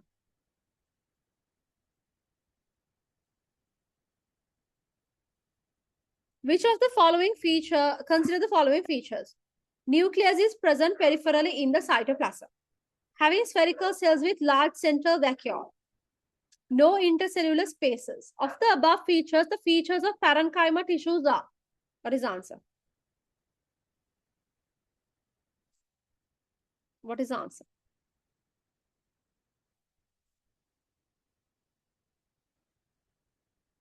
Okay, others? Yeah, this is easy, ne? In parenchyma, parenchyma is a permanent tissue. Permanent tissues, we say there are two types, simple permanent and complex permanent. Simple, complex is xylem phloem, simple will ape kata karan, ne? If we talked about it, but we will do a little bit of a discussion about it. If you take plant tissues can mainly be divided into meristematic and permanent, right? Man the whiteboard note ekada danna. Meristematic kiyanne those are the cells that divide actively by mitosis. So egolanta loku vacuole. Usually all plant cells have a big vacuole, but meristematic don't. They don't have a big vacuole. They have a distinct nucleus. They don't have chloroplasts. They don't have intercellular spaces. Tightly packed but they have a lot of mitochondria. No chloroplast, a lot of mitochondria. Meristematic cells are a bit different than normal plant cells. But permanent now they are usual plant cells where they are specified to perform a particular function, right? Then in permanent, there are two types as simple permanent and complex permanent.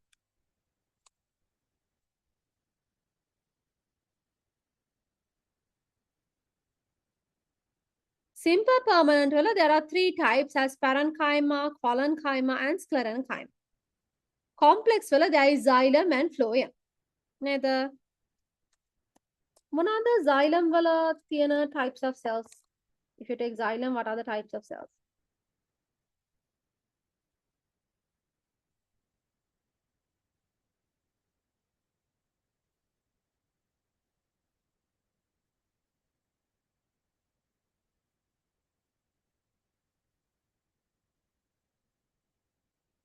Huh?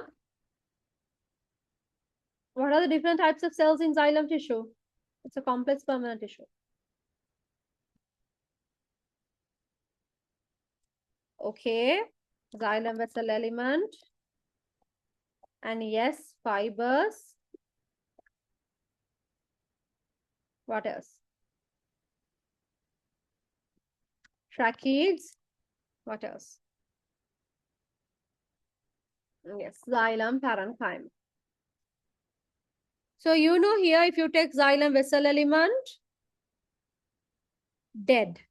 Lignin in the dead. Tracheids, lignin in the dead. Fibers, lignin in the dead, but parenchyma is the only one living. Apparently, xylem parenchyma means normal parenchyma. Xylem fibers means parenchyma fibers. What are the phloem different types of cells present? Phloem sieve tube element. And yes, companion cells. Yes, phloem parenchyma and phloem fibers. Good. Here, sieve tube element living, companion living, phloem parenchyma living, only phloem fibers are dead. Sieve tube element living උනාට ඔයාලා මතකයි දෙයට nucleus එකක් නැහැ. So එයාගේ cells වල ඒ කියන්නේ එයාගේ cellular activities control කරන්න තමයි companion cells ඉන්නේ because companion cells have a nucleus. So xylem ගත්තොත් එහෙම main function එක transporting water and minerals and also ඔක්කොගෙම lignin තියෙන හින්දා dead නේ.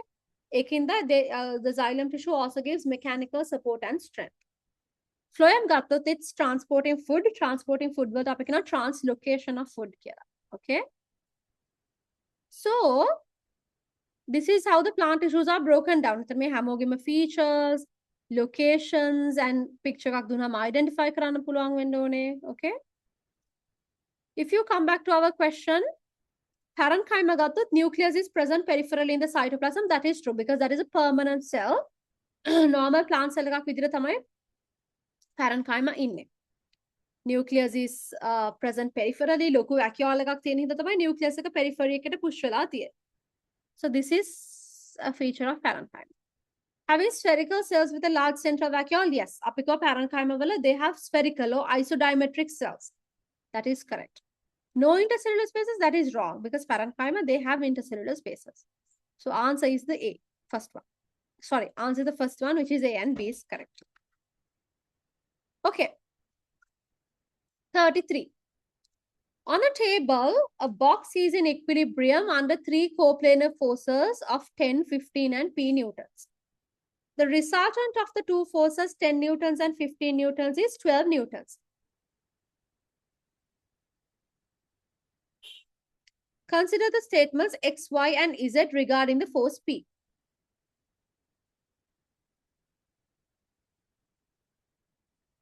X is magnitude of P is 12 newtons. Why can a P exceed the direction of the resultant force of the two forces, 10 newtons and 15 newtons?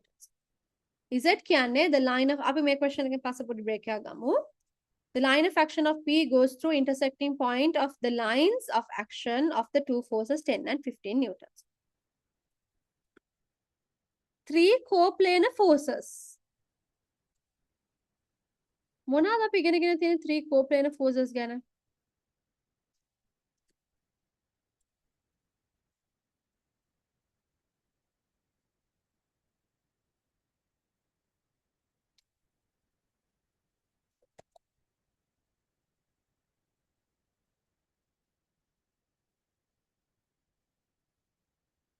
Let's say you hang a picture like this.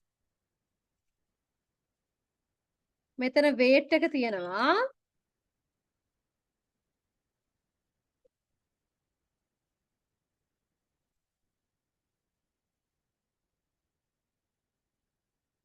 Here tension T1, tension T2. These are just forces, right? So මෙතන ගත්තොත් එම there are three forces which are non-parallel.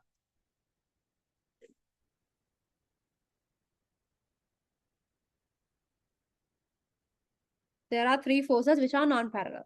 So what are the requirements here? අපි දන්නවා all three forces should meet at a common point, right? Okay, lines of action ඔක්කොම common point එකක meet වෙන්න ඕනේ.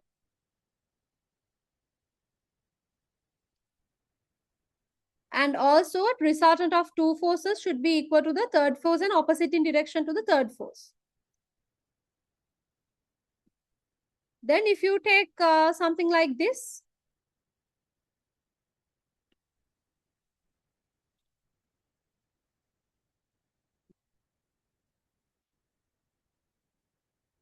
there are three forces down here and let's say there's one force up here.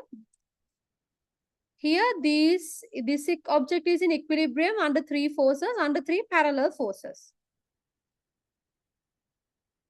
Under three parallel forces. Here, what we know is, okay, yes, they are coplanar. Resultant of two forces is equal in magnitude and opposite in direction to the third force.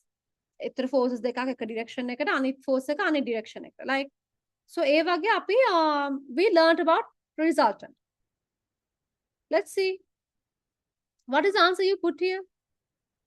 ඔගා මෙතන දාපු answer කියන්න බලන්න.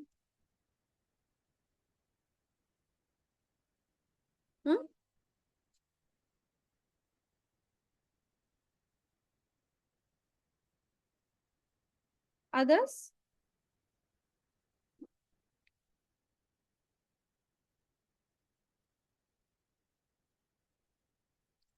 Okay. So there are two forces 10 and 15. A දෙනගේ resultant 12 කියලා තියෙනවානේ. So magnitude of P is 12. Again, for an example, මෙයා 10 newtons නම් මෙයා 15 newtons නම් මේගොල්ලන්ගේ resultant එක that should be 12 newtons. මෙයා වෙන්නේ නැති P කියලා කියන්නේ. In this particular case, let's say this is 10 newtons, this is 15 newtons. So this should be 12 newtons. Okay. So now P should be 12 newtons කියන එක හරි. දෙන්නගේ resultant එක equal වෙනවා third force එකට. So X is correct. If you take Y, P acts in the direction of the resultant force of the two forces. So then මෙතන අපි P කියලා ගමු මේක. If you take here, මෙන්න මේ forces දෙකේ 10 and 15 Newton forces දෙකේ resultant එක තියෙන්නේ මෙන්න මෙහෙම. එතකොට third force එක is equal in magnitude and opposite in direction to the resultant. So එතකොට අපි ගත්තොත් එහෙම මේ දෙන්නගේ resultant එක P නෙවෙයි. ඒ දෙන්නගේ resultant එකට opposite in direction තමයි P ඉන්නේ. Here also 10 and 15 ගේ resultant එක මේක. ඒකට oppositely තමයි P ඉන්නේ. Therefore, if you take here, P acts in the direction of the resultant force of the two forces, that is wrong. Because P acts in the direction opposite to the resultant force. Okay? Then here, lines of action of P goes through the intersecting points of lines of action of two forces, 10 and 15. Eka wenna puluwan. If it's this, tundenagem lines of action meet at a common point. So Z is correct. Therefore, third statement is correct. Okay. So we'll get a 5-minute break. Zoom making aayeng wenna epa. I will also be in the Zoom. You also be in the Zoom. You can go drink some water, washroom, whatever. Quickly come back. Huh? Don't leave the meeting.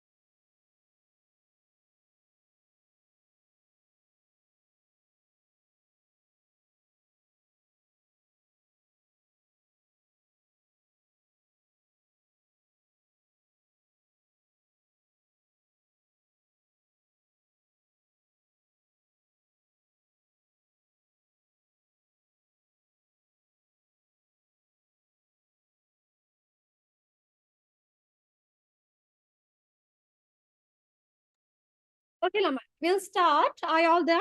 Give me a thumbs up if y'all are here.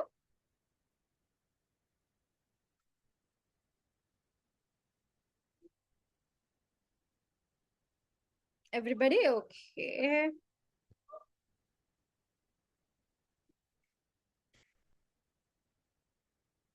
All right, we'll start. Question number 34. An organism has the following features. Consisting of eukaryotic cells, has the ability to decompose organic matter. Presence of chitin in the cell wall. Which kingdom is this?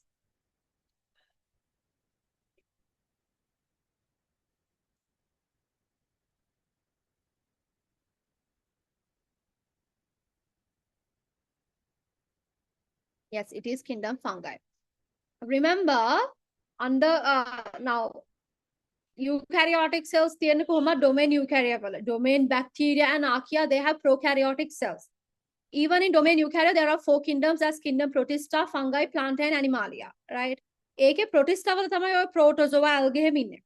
Fungi තමයි මේකට අයිති වෙන්නේ, like chitin cell wall, and then there's like multicellular, unicellular එහෙම තියෙන, that is fungi.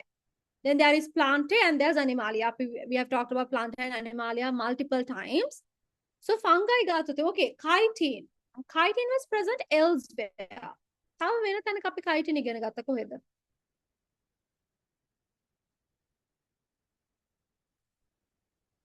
Where else did we talk about chitin?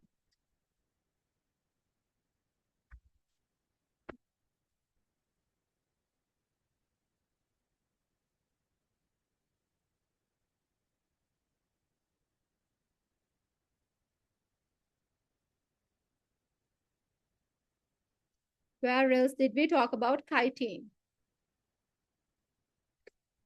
Oh, Nidaria, no. Chitin අපි තැන් දෙකක තමයි mainly කතා කරන්නේ. එකක් fungi වල cell wall එක. The other place is, whether it's right or wrong, just tell me the answer that you feel like might be true. ඔයගලන්ගේ ඔළුවේ තියෙන answer කියන්න. හරි නම් හරි, වැරදි නම් වැරදි. It's okay. Yes.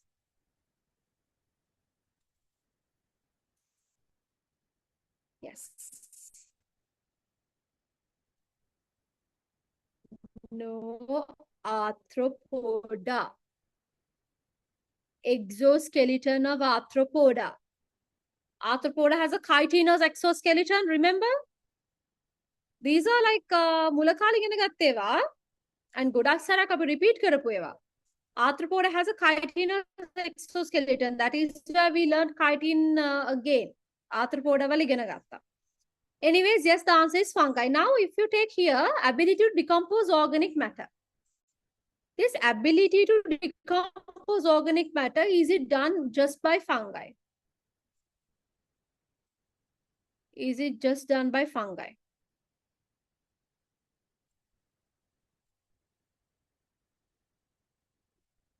Ability to decompose organic matter, is it just done by fungi, or is there anything else, anyone else or any other organism doing it the same thing? Yeah. So if you take decomposing organic matter, that is very important because dead plant and animals they are decomposed. Otherwise, dead plants and animals have piles right? But thankfully, they are decomposed, and that is done by fungi and bacteria. It's a good thing. Then if you take food spoilage is bad thing. That is also done by fungi and bacteria together. So fungi and bacteria together. Then හොඳ එකක් තමයි decomposing organic matter. දෙන්නම කරන harmful effect එකක් තමයි food spoilage. Okay, let's move on to the rest of the questions. අපි 2018 start කරන්නත් ඕනේ කොහොම හරි. Let me get this to the whiteboard.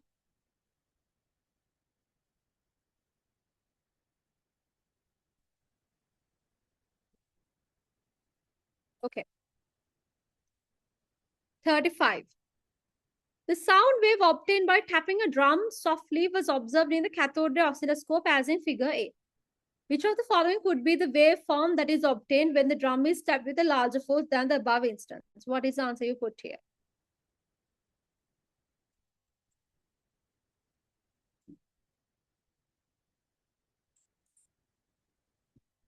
What is the answer you put here?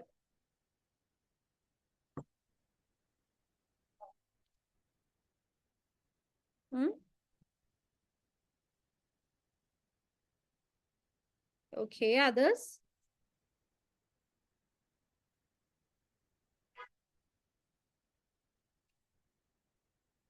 Others?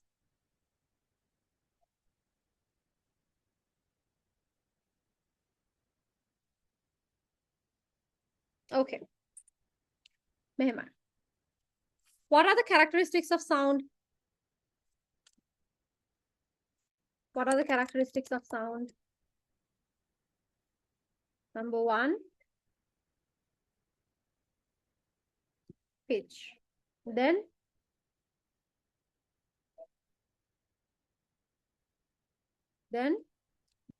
loudness. Then, one second.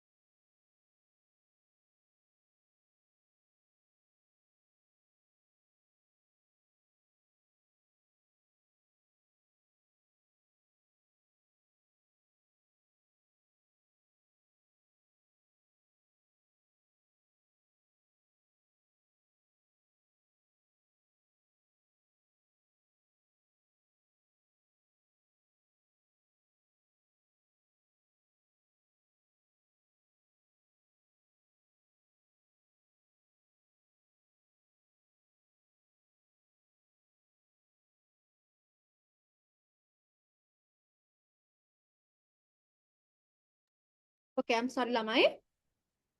Characteristics of sound, yes, pitch, loudness, and quality of the sound. What determines the pitch of a sound? What physical quantity determines the pitch?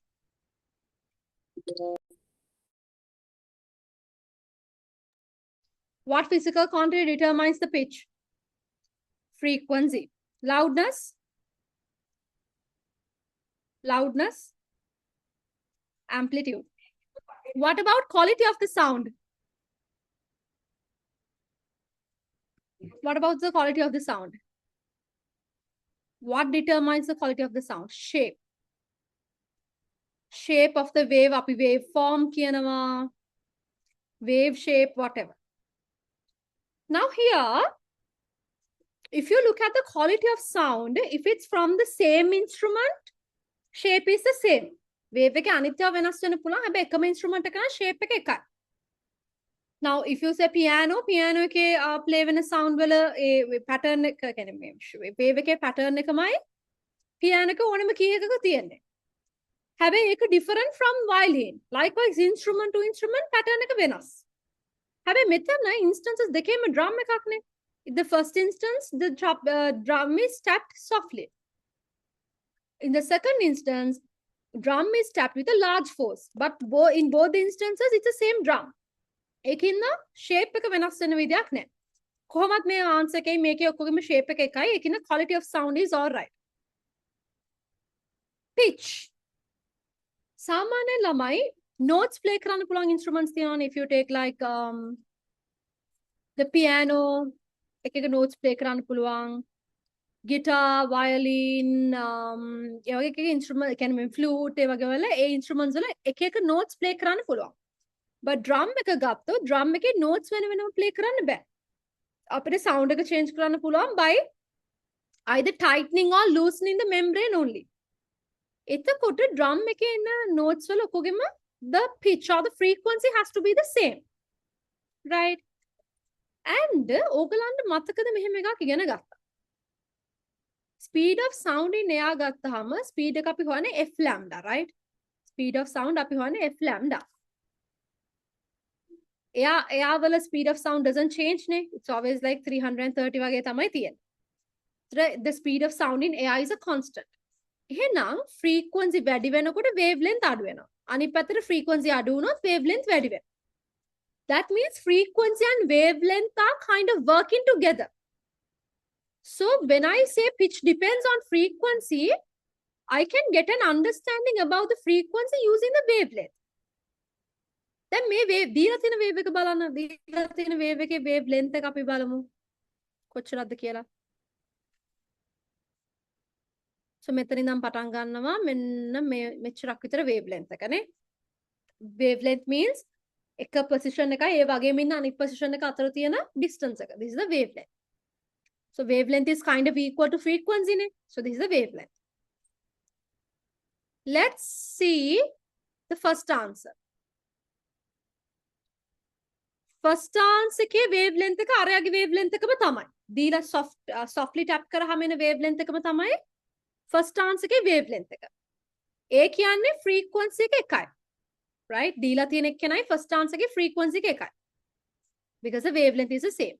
So මෙයාගේ wavelength එක lambda නම් මෙයාගේ wavelength එකත් lambda. So wavelength එක equal කියන්නේ frequency එකත් equal. Frequency එකත් equal. Let's look at the second answer. මෙයාගේ wavelength එක වැඩි නේ ඊට වඩා. මෙයාගේ wavelength එක වැඩි. ඒක නේ second answer එක වෙන්න බෑ. See? මේ කොටසක් ඉතුරුයි නේ. Wavelength එක වැඩි. Then let's look at the third one.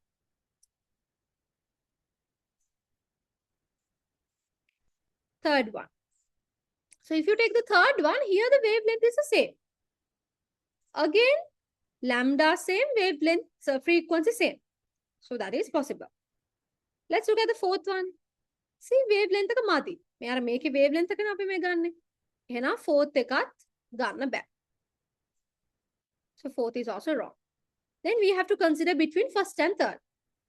First and third ගත්තහම then let's look at loudness. Loudness is amplitude, right? So softly tap කරාම wavelength එක කියන්නේ මේ amplitude එක අඩුයි. Loudness එක අඩුයි. හැබැයි larger force එකකින් tap කරාම loudness එක වැඩි, that means amplitude එක වැඩි. So මෙයාගේ amplitude එක ගත්තාම මේක අඩුයිනේ. එහෙනම් the answer should be the first one because the amplitude is higher in the first one. Did you understand that? Is it clear? Give me a thumbs up.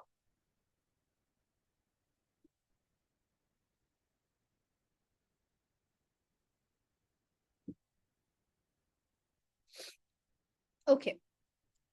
36. If you have any question, please do ask. Huh? 36.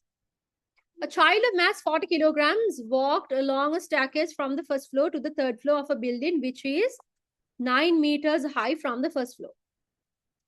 ළමයෙක් නගිනවලු first floor ඉඳන් fourth but the third floor. මෙයාගේ 40 kilograms mass එක මෙයාගේ vertically කොච්චර displacement එකක්ද 9 meters. මේ දුර වැඩක් නැහැ. මේ දුර තමයි කියන්නේ. Perpendicular කොච්චරක් distance එකක්ද කියන එක තමයි important, right? Time taken by the child for this entire motion is 2 minutes. මේකට 2 minutes කියලා. Okay, rate of doing work. මුලින්ම work done බලමු මෙතන. Work done කියන්නේ එකක් force. Now weight is 40 kilograms. Sorry, mass is 40 kilograms. So W equals mg කියන්නේ 40 multiplied by 10, that is 400. So 400 multiplied by distance is 9 meters. Now weight is downwards, right? Weight downwards now, if I want to move upwards, at least weight equal force if the weight is 400 newtons, I have to give a force of 400 newtons upwards. And kochra distance upwards move the 9 meters. Okay. So you get 4 times 9 is 36, zeros dekai 3600 newtons joules. What is another word for rate of doing work? There's another word for rate of doing work. What is that?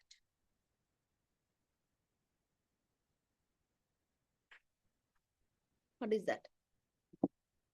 Rate of doing work is also called, or rate of work done is also called.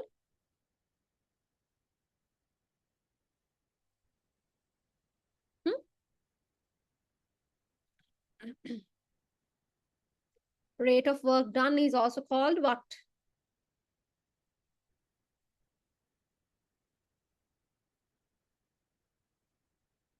Others?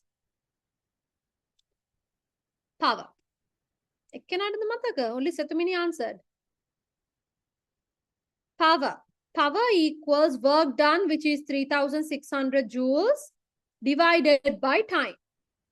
Time is 2 minutes.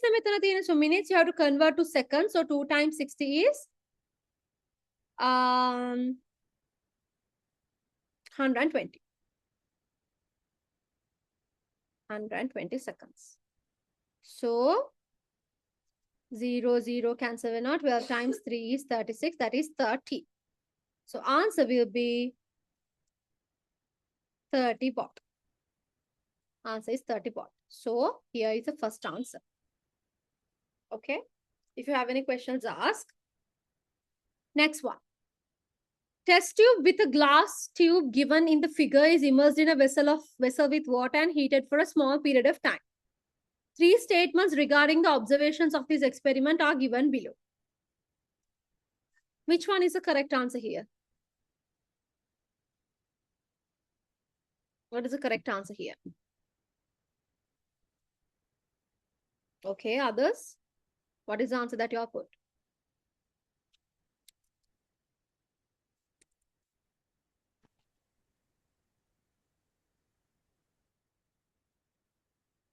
Okay. Here, X wala kya na, the water level in the glass tube rises up gradually from B. B වලින් උඩට ගිහලා නවතිනවා කියලා. X statement එකෙන් කියන්නේ මෙහෙම උඩට ගිහලා නවතිනවා. Y එක කියන්නේ the water level in the glass tube drops down gradually from B and stops. පල්ලෙහාට ගිහලා නවතිනවා. Z එකේ කියන්නේ the water level in the glass tube drops down from B, then rises up. So that is Z is the answer. Why? Mama make a heat karabdi lamai. You know, solids, liquids, gases, all of these expand when we heat. So when I heat it, first of all, I mean, all of these will expand, but mulima test tube expand venom. Test tube is this. Test tube expand unham mokada venne, there will be more space inside. Since there will be more space inside, that colored water level, මේ color water level එක පල්ලෙහාට යනවා. අයි දැන් ඇතුලේ space එක වැඩිනේ. So මුලින්ම එයා පල්ලෙහාට යනවා. පල්ලෙහාට යනවා. ඊළඟට ඇතුලේ water ටික expand වෙන්න පටන් ගන්නවා. Liquid expansion. So ඇතුලේ water ටික they will expand at a faster rate. So the water will expand. Therefore, this level will again go back up. පල්ලෙහාට යනවා because the test tube expands, and then උඩට යනවා because the colored water expands. So that is the third answer. Z is true. Is that clear? Up to that point, is everything clear, Lama? Give me a thumbs up.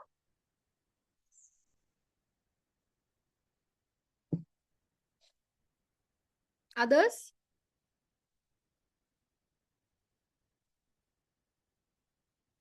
Okay. Last 3 questions. 40th එක නම් අපිට biosphere ඕනේ, but anyways, I'll just get all the questions. Okay. The information relevant to the motion of an object in a straight line is given below. Okay. අපිට මේක නේ graph එකකට plot කරලා බලමුද? Time, displacement.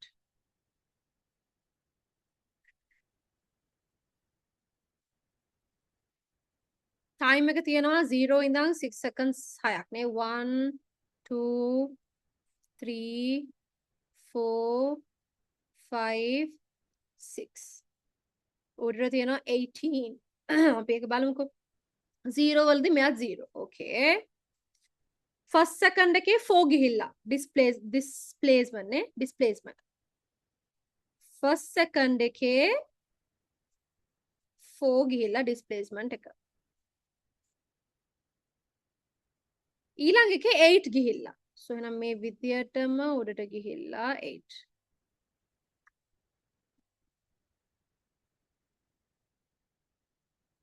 තුන්වෙනි එකේ 10. කියන්නේ දෙකක් වැඩි වෙලා.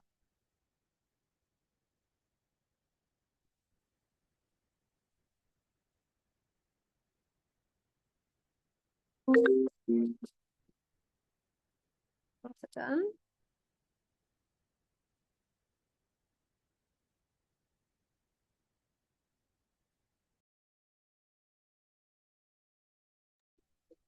So, and then මෙතන මෙන්න මෙහෙම.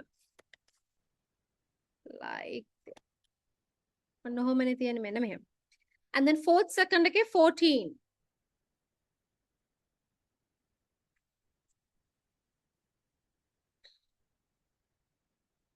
Fourth second එකේ 14. Then fifth එකේ 16.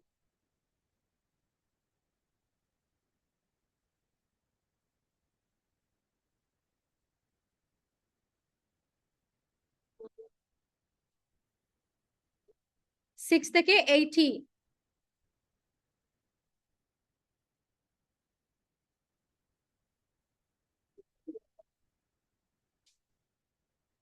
Like this. This is the graph. Let's look at the statements. Miss statements graph in the morning. You can even find the answer using the table. But for the ease of explaining, I also drew a graph from the values. The object has moved at a uniform velocity during the total period of time. Displacement time graph එකකින් අපි කොහොමද velocity ගන්නෙ? In a displacement time graph, how do we get the velocity?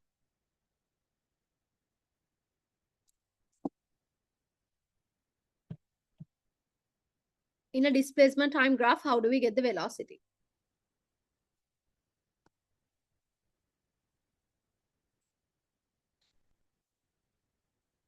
Gradient, right? Gradient කියන්නේ slope එක. මේක කියන විදිහට uniform velocity තිබ්බා නම් මේ slope එක එකම විදිහට තියෙන්න ඕනේ. හැබැයි දැන් එකම විදිහට නෙවෙයි නේද තියෙන්නේ? See, මෙතන වෙනමම තියෙනවා ආයි මෙතන මෙහෙම ආයි මෙතන මෙහෙම ආයි මෙතන මෙහෙම. It's not a consistent slope. Therefore, gradient is not consistent. ඒකින uniform velocity කියලා අපිට කියන්න බෑ. Mean velocity of the object is 3 meters per second during the entire motion. මෙතන කොහොමද mean velocity හොයන්නේ? Total displacement we divide by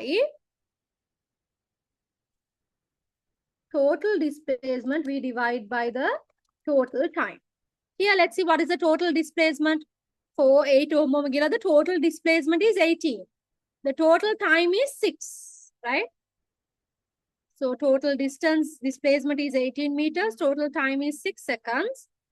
It's 3 meters per second. That seems correct. Second one is correct. Third one. The object has come again to the starting position. Here, this is wrong. Object starting position. If the object came to the starting position, what will happen to the displacement values? The question is, if the object came back to the starting position, what will happen to the displacement value? I already have the answers in the chat box. Good. Others?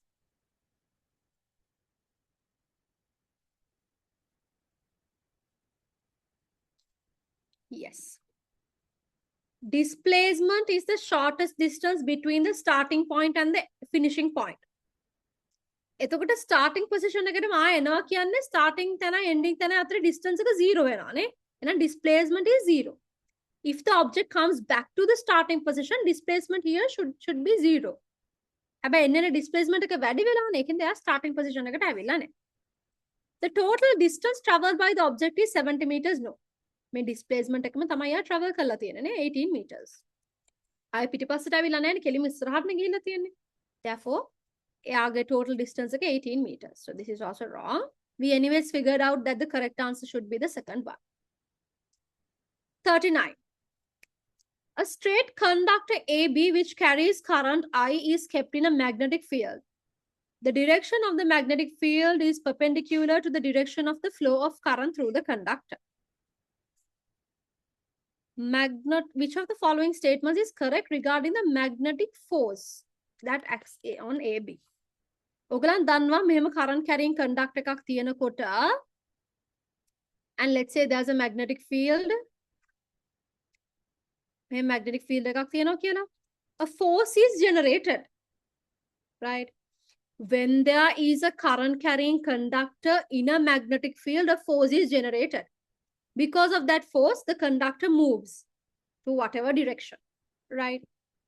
So in this particular instance, remember lamai always this magnitude of the force. May force එක කියන්නේ අපි Fleming's left hand rule එකෙන් පෙන්නුවොත් left hand rule එකෙන් පෙන්නන්නේ. The middle finger shows current. The index finger shows magnetic field. Then the thumb will show the direction of the force. So force එක depend වෙන්නේ current එකයි magnetic field එකයි මත. If the current is high, the force will be higher. If the current is low, force will be lower. If the magnetic field is high, force will be high. If the magnetic field is lower, force will be lower. එතකොට situation x එකේ we increase the current up to 2i. ඉස්සර තිබේ i නේ current එක දැන් අපි 2i වලට වැඩි කරනවා. Without changing the magnetic field. So අපි current එක වැඩි කරොත් magnetic force එක වැඩි වෙනවා. ඒකින්ද so මේකෙදි වෙන්නේ magnetic force එක වැඩි වෙනවා. Increases. Let's look at why. Decreasing the strength of the magnetic field while keeping the current as I. Current එක I හැබැයි magnetic field එක අඩු කරනවා. අඩු කරොත් මොකද වෙන්නේ? Force එක අඩු වෙනවා. Force එක අඩු වෙනවා. Then let's look at the statements. Magnetic force increases only in situation X. Increases only in situation Y. Increases in both X and Y. Okay. So answer is the first one. Magnetic force එක වැඩි වෙන්නේ X වල විතරයි නේ. Magnetic force only increases in X. Did you understand that, Lamai? Give me a thumbs up. Up to this point, everything is clear. Give me a thumbs up. All of you. If it's clear only, na, නැත්නම් ප්‍රශ්නක් තියෙනවා අහන්න. Setumi, do you have a question? Then Binuti, Oneli, Senet, Setumini. All clear? No question, eh? Right. Okay. 40th one biosphere. Mama දැන්ට answer එක කියන්නම්. අපි පස්සේ discuss කරමු. Consider the following activities. Minimization of food mile, energy management, use of traditional knowledge. Make answer එක fourth එකක් දාගන්න. We'll discuss it later. මම Monday Tuesday දවස් දෙකේ ඔයගොල්ලන්ට hydrocarbons biosphere එවන්නම්. එතකොට අපි ඒක discuss කරමු. Okay. So 2017 paper එකේ except for biosphere and hydrocarbon questions, everything is finished, right? The 2017 paper? Except for hydrocarbons and biosphere? Okay, great. Hari, mama thaw homework වලට ඔයගොල්ලන්ට 2018 paper එකත් ඉවර කරන් එන්න කිව්වනේ. Now take the 2018 paper. Take out your answer sheet.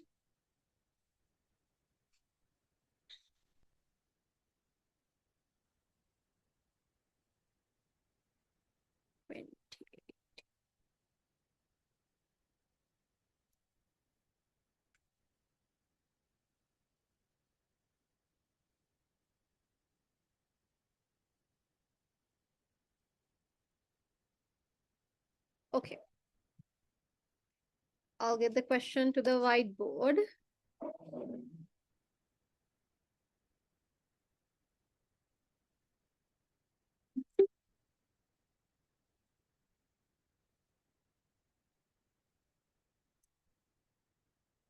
This is what we discussed from 2017.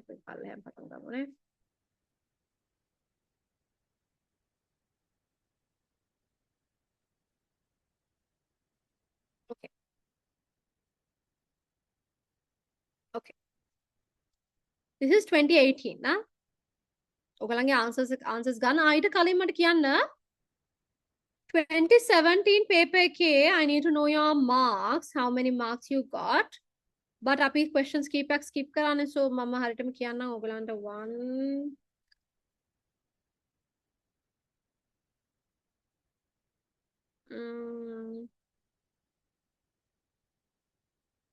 questions අපි දෙකයි skip කරේනේ.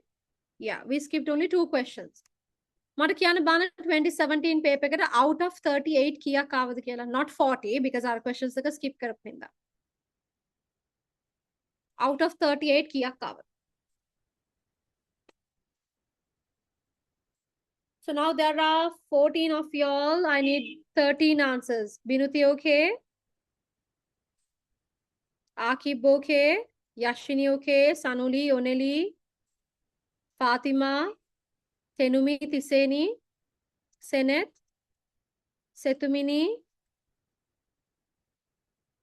Oneli, Randira,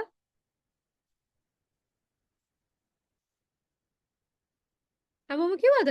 තව ඉන්නවනේ කට්ටිය. Who else is there? So here usually ළමයි MCQ එකක අපි safety zone එක කියලා කියන්නේ මෙහෙමයි. MCQ වල අඩු වුණත් ඔයගලන් part 2 එකේ වැඩිපුර perform කරොත් ඔයගලන්ට ඒකකට යන්න පුළුවන් no problem. හරිද? But සාමාන්‍යයෙන් MCQ එකක් කරනකොට ඒ knowledge එකම අරගෙන essay එකටත් යන්නේ right? essay එකේදී ඔයගලගේ knowledge එක එකපාරට මොකක් හරි miracle එකක් වෙලා වැඩි වෙන්නේවත් අඩු වෙන්නේවත් වෙන්නේ නැහැනේ නේ. Usually you have the as the person when you are writing the MCQ paper and the paper 2, you are sitting there with the same amount of knowledge roughly. ඒතර සාමාන්‍යයෙන් අපි කියන්නේ MCQ එකේ safe zone එක කියලා කියන්නේ A වලට. I'm talking about an A. Out of 40 you need at least 34. 34. So 32, 33, 34 shape. එහෙම නැත්නම් ඊට වඩා අඩුවෙන් අරන් miraculously paper 2 එක ගොඩාක් හොඳට perform කරොත් again you can go for an A. So මම එහෙම exceptions ගැන නෙමෙයි කතා කරන්නේ. I'm talking about generally. Right? Generally you need at least 34 to go for an A. Right? එතකොට now if you don't have 34 or now 34 නෙවෙයි දැන් මෙතන අපිට මේ questions දෙකක් අපි skip කරානේ. ඒකනේ අපි කියමුකෝ 32 කියලා. ඔයගන්ට 32 or 32 above තියෙනවා shape. දිගටම practice කරන්න but shape 32 වලට වඩා below නම් ඔයගොල්ලන් බලන්න මොනවාද මට වැරදිච්ච questions. I always tell you this නේ. වැරදිච්ච questions බලලා ඒ අදාළව revise කරගන්නම වෙනවා.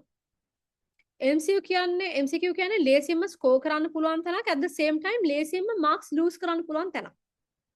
Alright.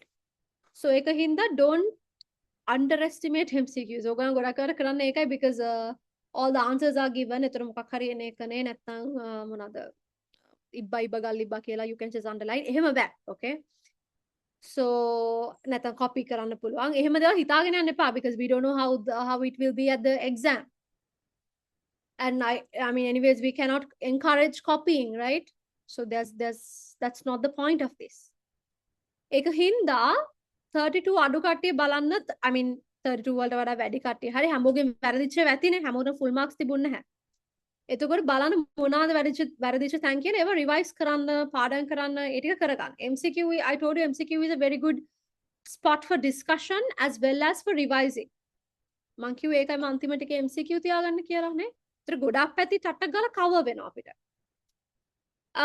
ඒක ඔළුවේ තියාගන්න දැන් ඉස්සරහට තව MCQs කරන්න තියෙනවානේ අපිට එතකොට මතක තියාගන්න හැම වෙලේම 34 above යන්න try කරන්න for the MCQ genuinely sincerely without copying Okay, let's move on to 2018. Which of the following is an example for a plant which does not produce seeds?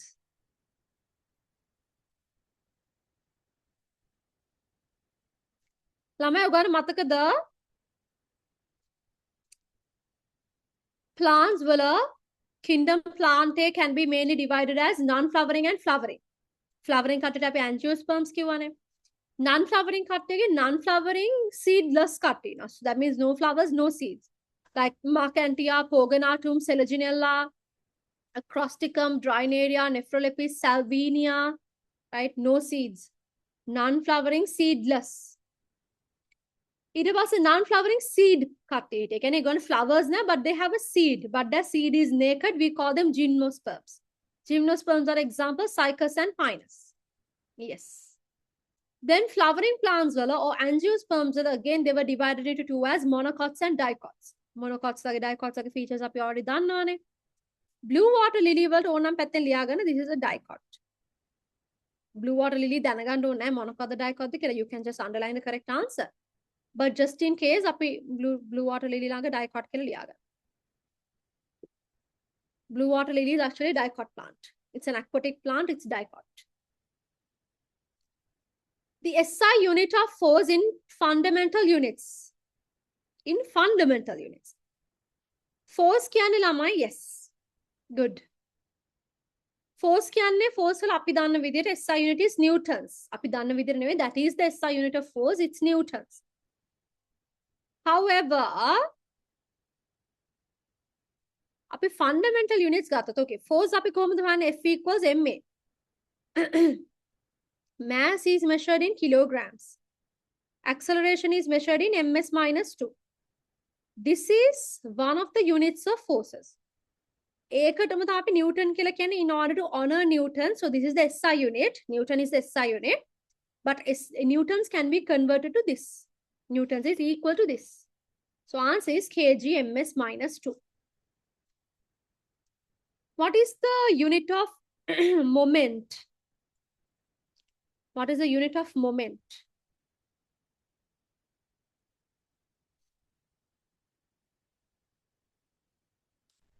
Moment. Newton meters. ඒකත් ඕනනම් ඔයාලට convert කරන්න පුළුවන්. Moment කියන්නේ force into distance නේ. So force is newtons, distance is meters. Therefore moment වල එන්නේ Newton meters. දැන් ඔයා දන්නවා Newton කියන්නේ kg ms minus 2 නේ. So kg ms minus 2 මෙතන I meters තියෙනවා so m වලින් multiply වෙනවා that would be kg m squared s minus 2. I just remembered how were your term tests? International schools වල සමහර schools වලට දීලා තිබ්බ provincial paper එක as a mock exam. මේ පැත්තේ නම් එහෙම schools කීපයකටම හම්බ වෙලා තිබ්බා. ඔයගලන්ට හම්බුණාද international or like national schools? How were the exam? Did you what provincial paper did you get? Western province sammune kaatada? I have the Western province paper with me. Western province paper එකට අමතරව වෙන province southern province. Fatima, do you have the paper with you? එනවා ගෙදර ගෙනාවද MCQ එකයි part 2 එකයි? Can you take some photos and send me?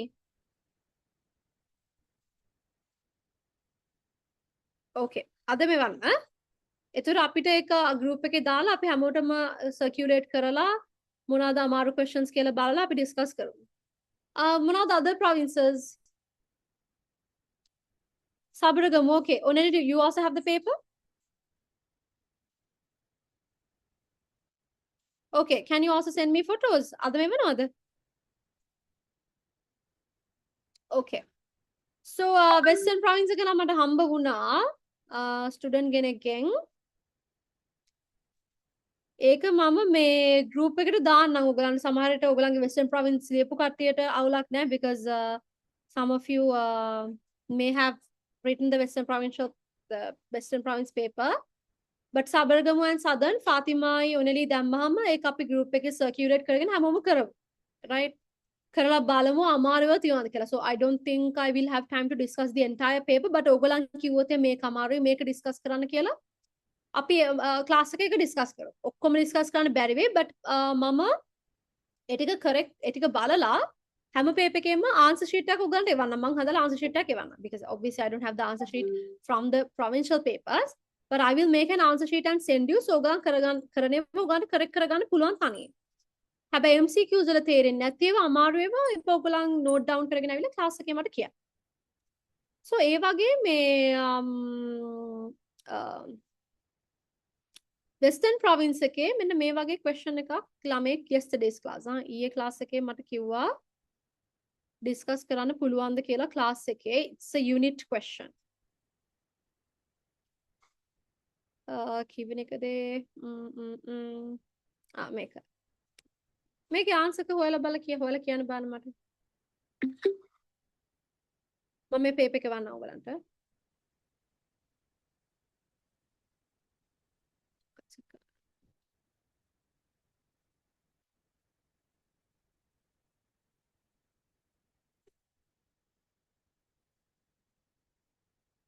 ඊළඟ මට මේ question එක board එකට දාන්න විදියක් නෑ.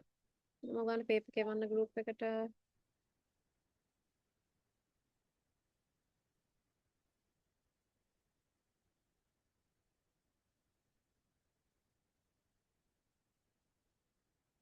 I sent on the group.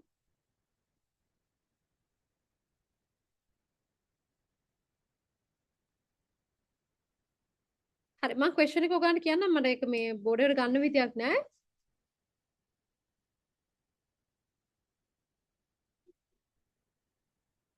This is a question, The unit used to measure, this is the 8th question in the Western province paper. Measure pressure is pascals. Make answer මට කියන්න බලන්න. In this question. Unit used to measure pressure is pascals. අර වගේම question එකක් මේක. දැන් ඔය 2018 එකේ තිබ්බා වගේ. Quickly tell me the answer.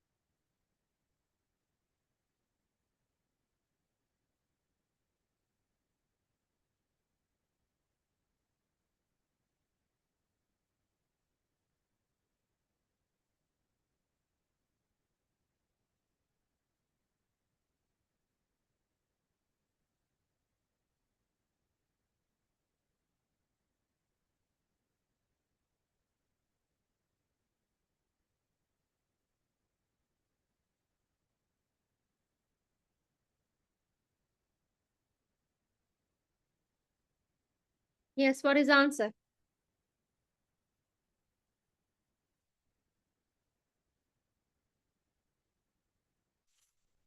Okay. Others?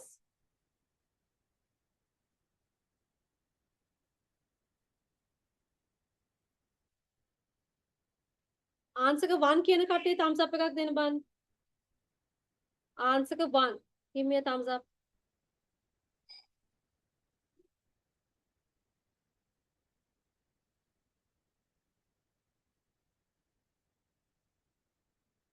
Okay, so nobody thinks that answer is 1. Answer 2 කියන කට්ටිය. Who says the answer is 2?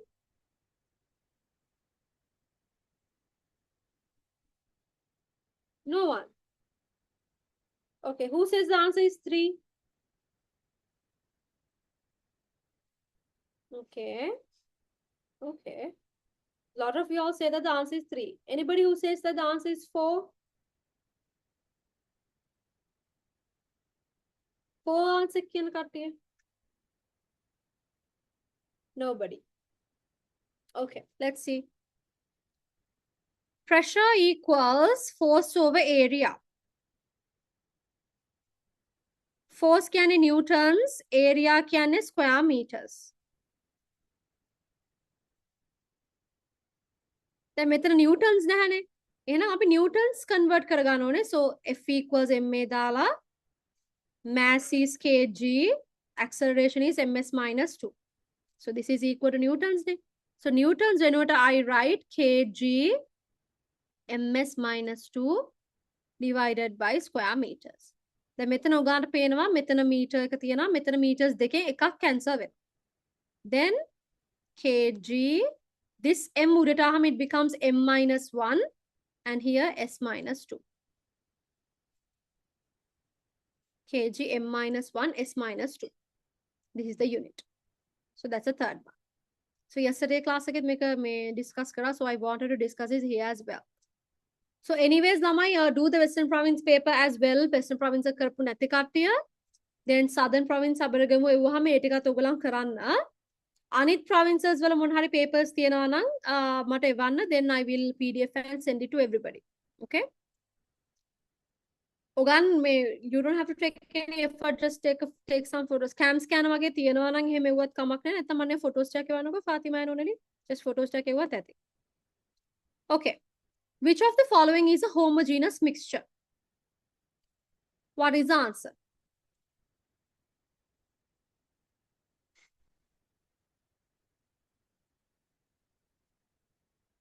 Yes. If you take wheat flour and water, hondra diya wenna wheat flour is palm pitty, so it's heterogeneous. Ethyl alcohol and water, hondra diya wenna, that is homogeneous. Coconut oil and water diya wenna, clay and water diya wenna, they are heterogeneous. Okay. Of the following statements, which is false about a silicon NPN junction transistor? What is the answer here?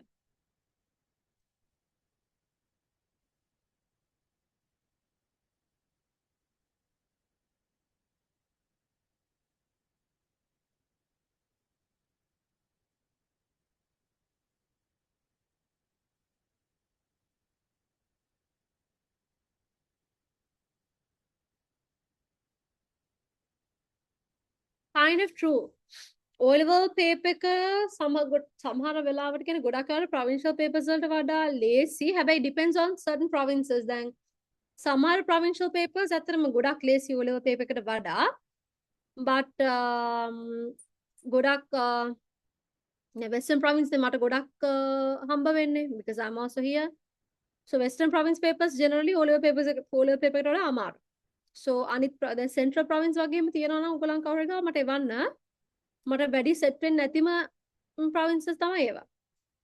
So I can't comment on those, but what I can comment for sure is Western province paper එක ටිකක් අමාරුයි generally. සමහර අවුරුදු වල තියෙනවා එච්චර අමාරු නැති.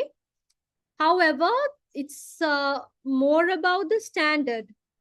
ඒ කියන්නේ questions හදන standard එක, marking scheme එක හදන standard එක ඒක තමයි ගොඩක් O-level එකේ තමයි කියන්නේ the standard is properly there in the O-level paper rather than the Western province paper, Western province or any provincial paper.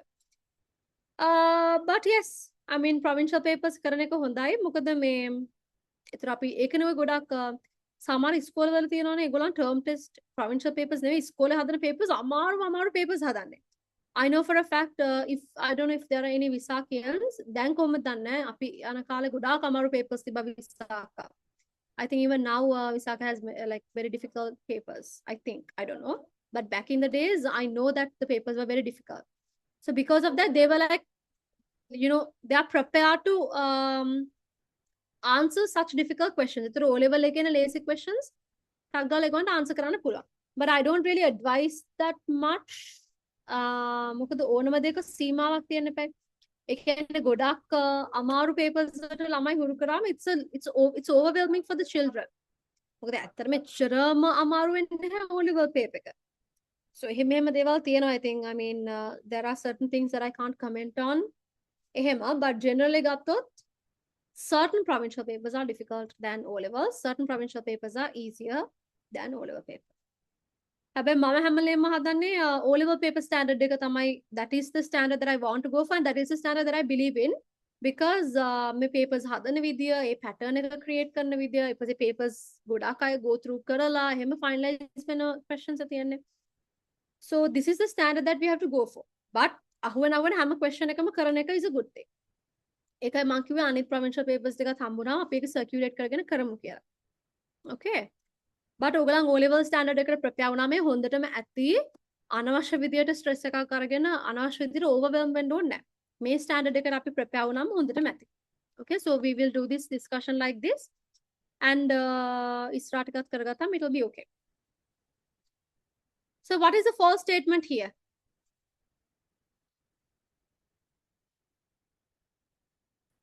What is the false statement here?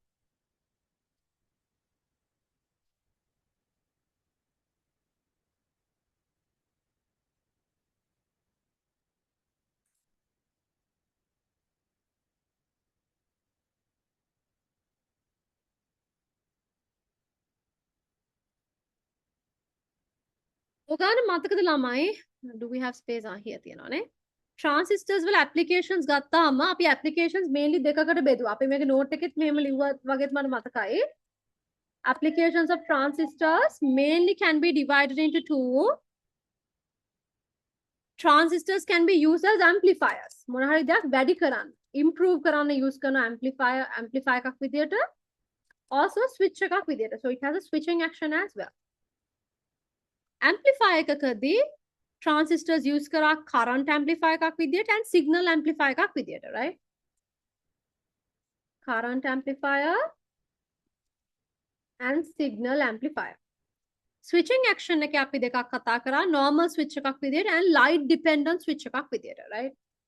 Normal switch and like a light dependent switch. එතකොට අපි මෙන්න මේකේ circuit එකක් වෙනම draw කරා, මේකට circuit එකක් වෙනම draw කරා. Here and here we separated drew circuits and we discussed all of them separately. මම දැන් class එකේ yes we drew the diagram මේක ඇන්දානේ. Yes. So මම දැන් ආයමත් එක්ක කතා කරන්නේ මොකද electromagnetism we did very recently. එච්චර ළඟදී කරපයක් අමතකයි නම් that's a problem. Right? That means you have not revised at all. But anyhow, if any of you want the recordings, I will send the recording. But class එකේ දැන් කරන්න idea එකක් නැහැ because that takes a lot of time. Recording කියන්නේ කාට හරි මතක නැත්නම් ඒක cover වුණ නැත්නම් මගේ recording එක request කරා. Recording එක බලලා ඒත් තේරෙන්නේ නැතිව තියෙනවා නම් you can ask, we can discuss during the class. Okay? Anyhow, so amplify signals that is done by transistors. Current amplifier done by transistors. Switch, yes. Rectify alternating voltages not done by transistors. What does this? How the rectifying alternating voltages how the mega karane?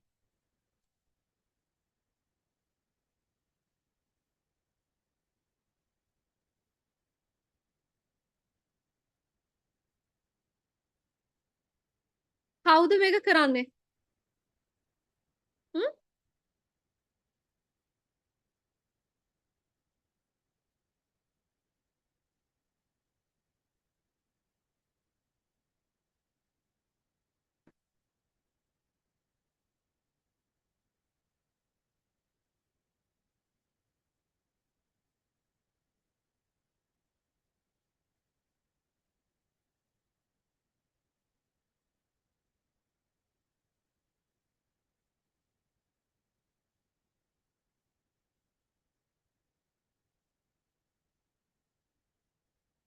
Diodes. Diodes does the rectifying part. Rectifying alternating voltages කියලා කියන්නේ alternating voltage එකක් direct current එකක්. Alternating current එකක් direct current එකක් කරන එක. Right? එතකොට ඔයගලන්ට මතකද අපි එක කරා rectification we did as half wave rectification and full wave rectification. So half wave rectification we just connected a diode like this, then මොකක් හරි resistor එක හරි මොකක් හරි එක මෙහෙම තියනවා like this. ඒතර එක direction එකකට current යනවා අනිත් direction එකට යන එක මේක එන්නේ නැහැ. Because diode will be reverse bias. Then full wave rectification වල අපි මොකද කරේ? We had a rectification bridge. මම කැතට අඳින්නේ something like this, no? ඔම rectification bridge එකක් තිබ්බා. And the resistor is like this.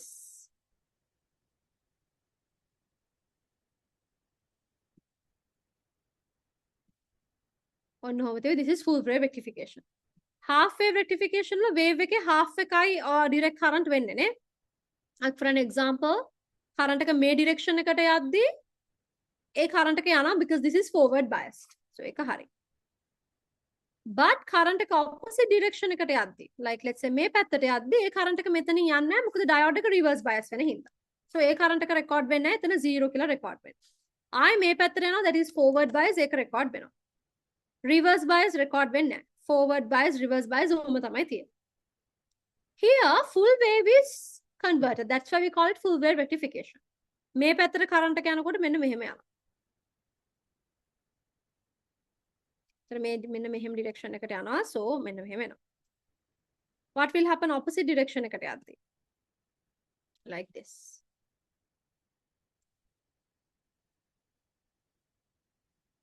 So එතනත් ඒ direction එකටම current එක යනවා. So the entire wave is converted. That this is full wave rectification. ඒක කරන්නේ diodes වලින්. In half wave rectification, it's one diode. In full wave rectification, it's a bridge of 4 diodes. मैं rectify करने वाला हूँ. Here, this is half wave now. This is half wave. Make a smooth करने Mukendra. How do I smooth this? Smoothen this. What do I use to smoothen this? Yeah. Others?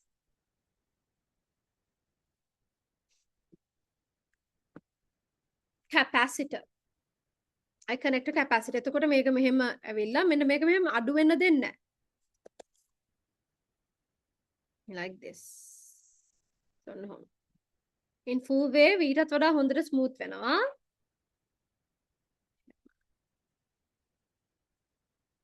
Like that. Okay, this is full wave rectification, half wave and full wave. Okay. All right. So we'll come back to our MCQs. Fifth one. If an object is to stay in equilibrium under 3 forces, what is the answer here? The resultant of 2 forces should be in the same direction as that of the remaining force. Let's look at the first statement. Resultant of 2 forces should be in the same direction as the remaining force. Resultant of 2 forces should be in the opposite direction of the remaining force. Here.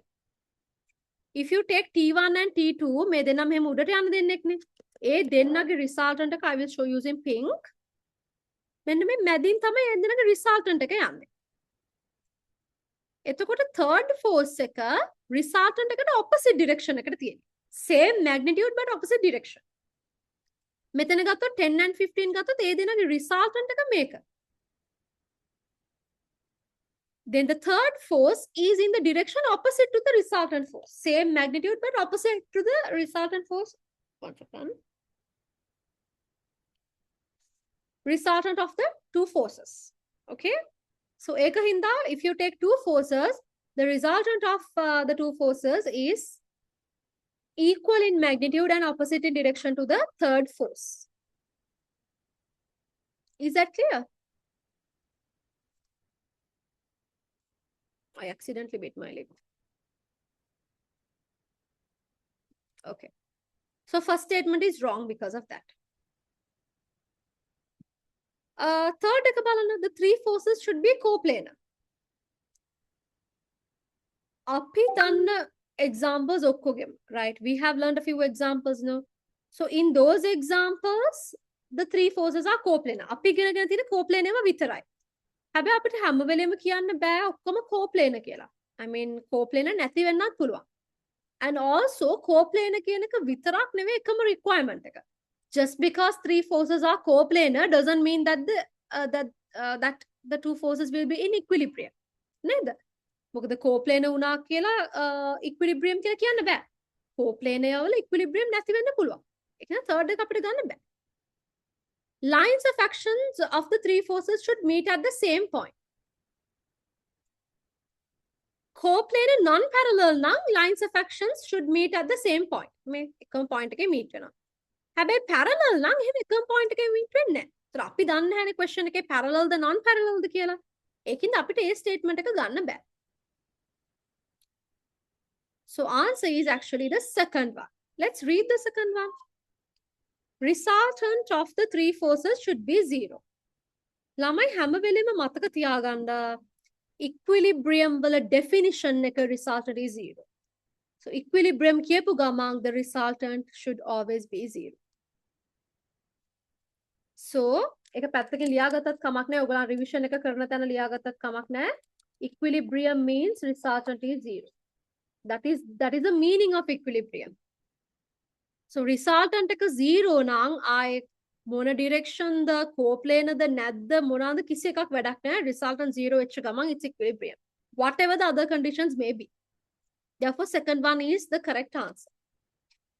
සමහර අය third එකක් දාලා තිබ්බා. first එක නම් කොහොමත් වැරදි. right? third එක fourth එක ඔයගොල්ලන් සමහර කට්ටිය answers දාලා තිබ්බා. මේ paper එක පස්සේ අපි revision කරද්දී third එක හරි. Forces, the three forces can be coplanar. Fourth එකත් හරි. The lines of action meet at the same point. හැබැයි හැම වෙලේම මේක හරි වෙන්නේ නැහැ. නේද?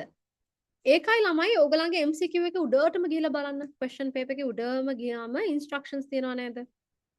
note එකක් කියලා note කියලා තියෙන්නේ. At the very top of the MCQ paper there's something called a note.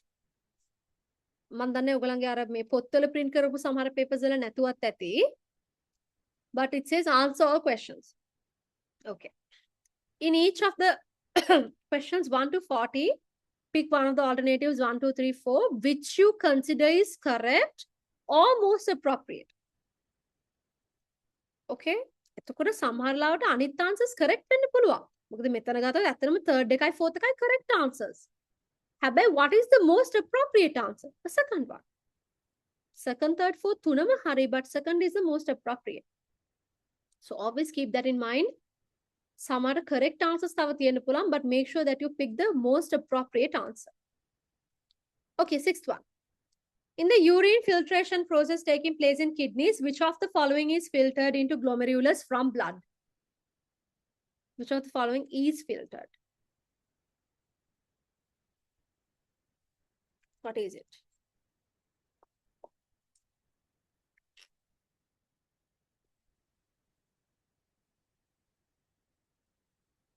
අනිත මොනවද මේ? අපි මෙතනින් නවත්වමු මේ question එකෙන් නවත්තමු. Tell me the answers.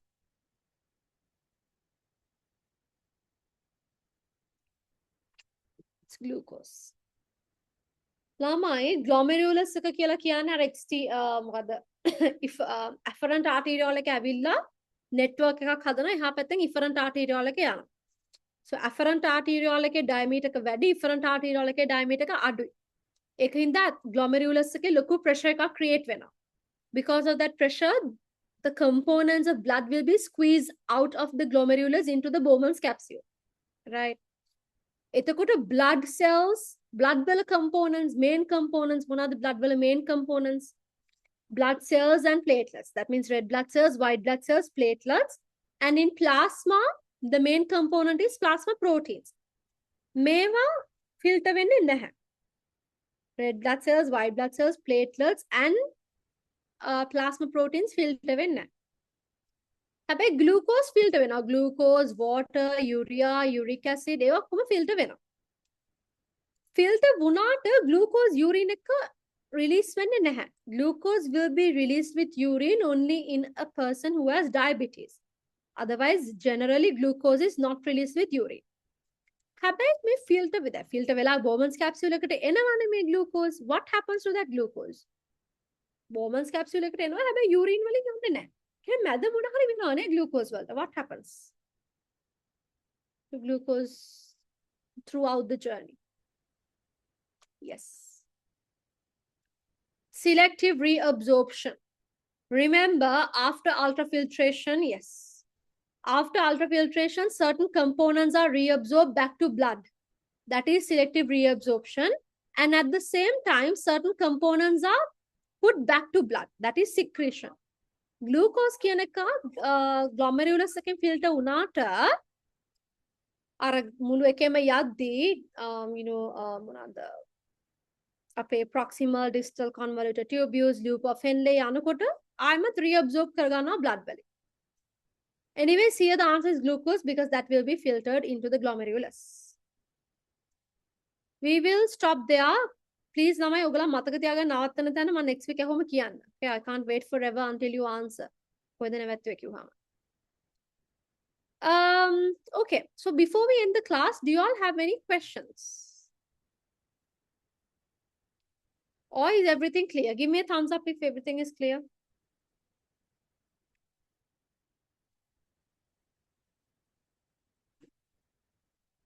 Tiseni, Senet, Setumini.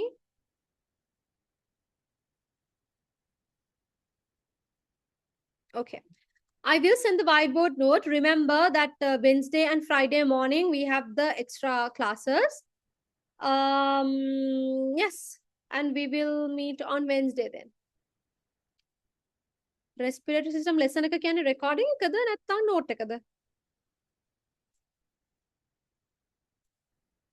හරි ෆාතිමා ඕක මට WhatsApp එකේ දානවද? WhatsApp එකේ දාන්න මොකද මේකේ මේ chat box එක නැති වෙනවා. Then I'll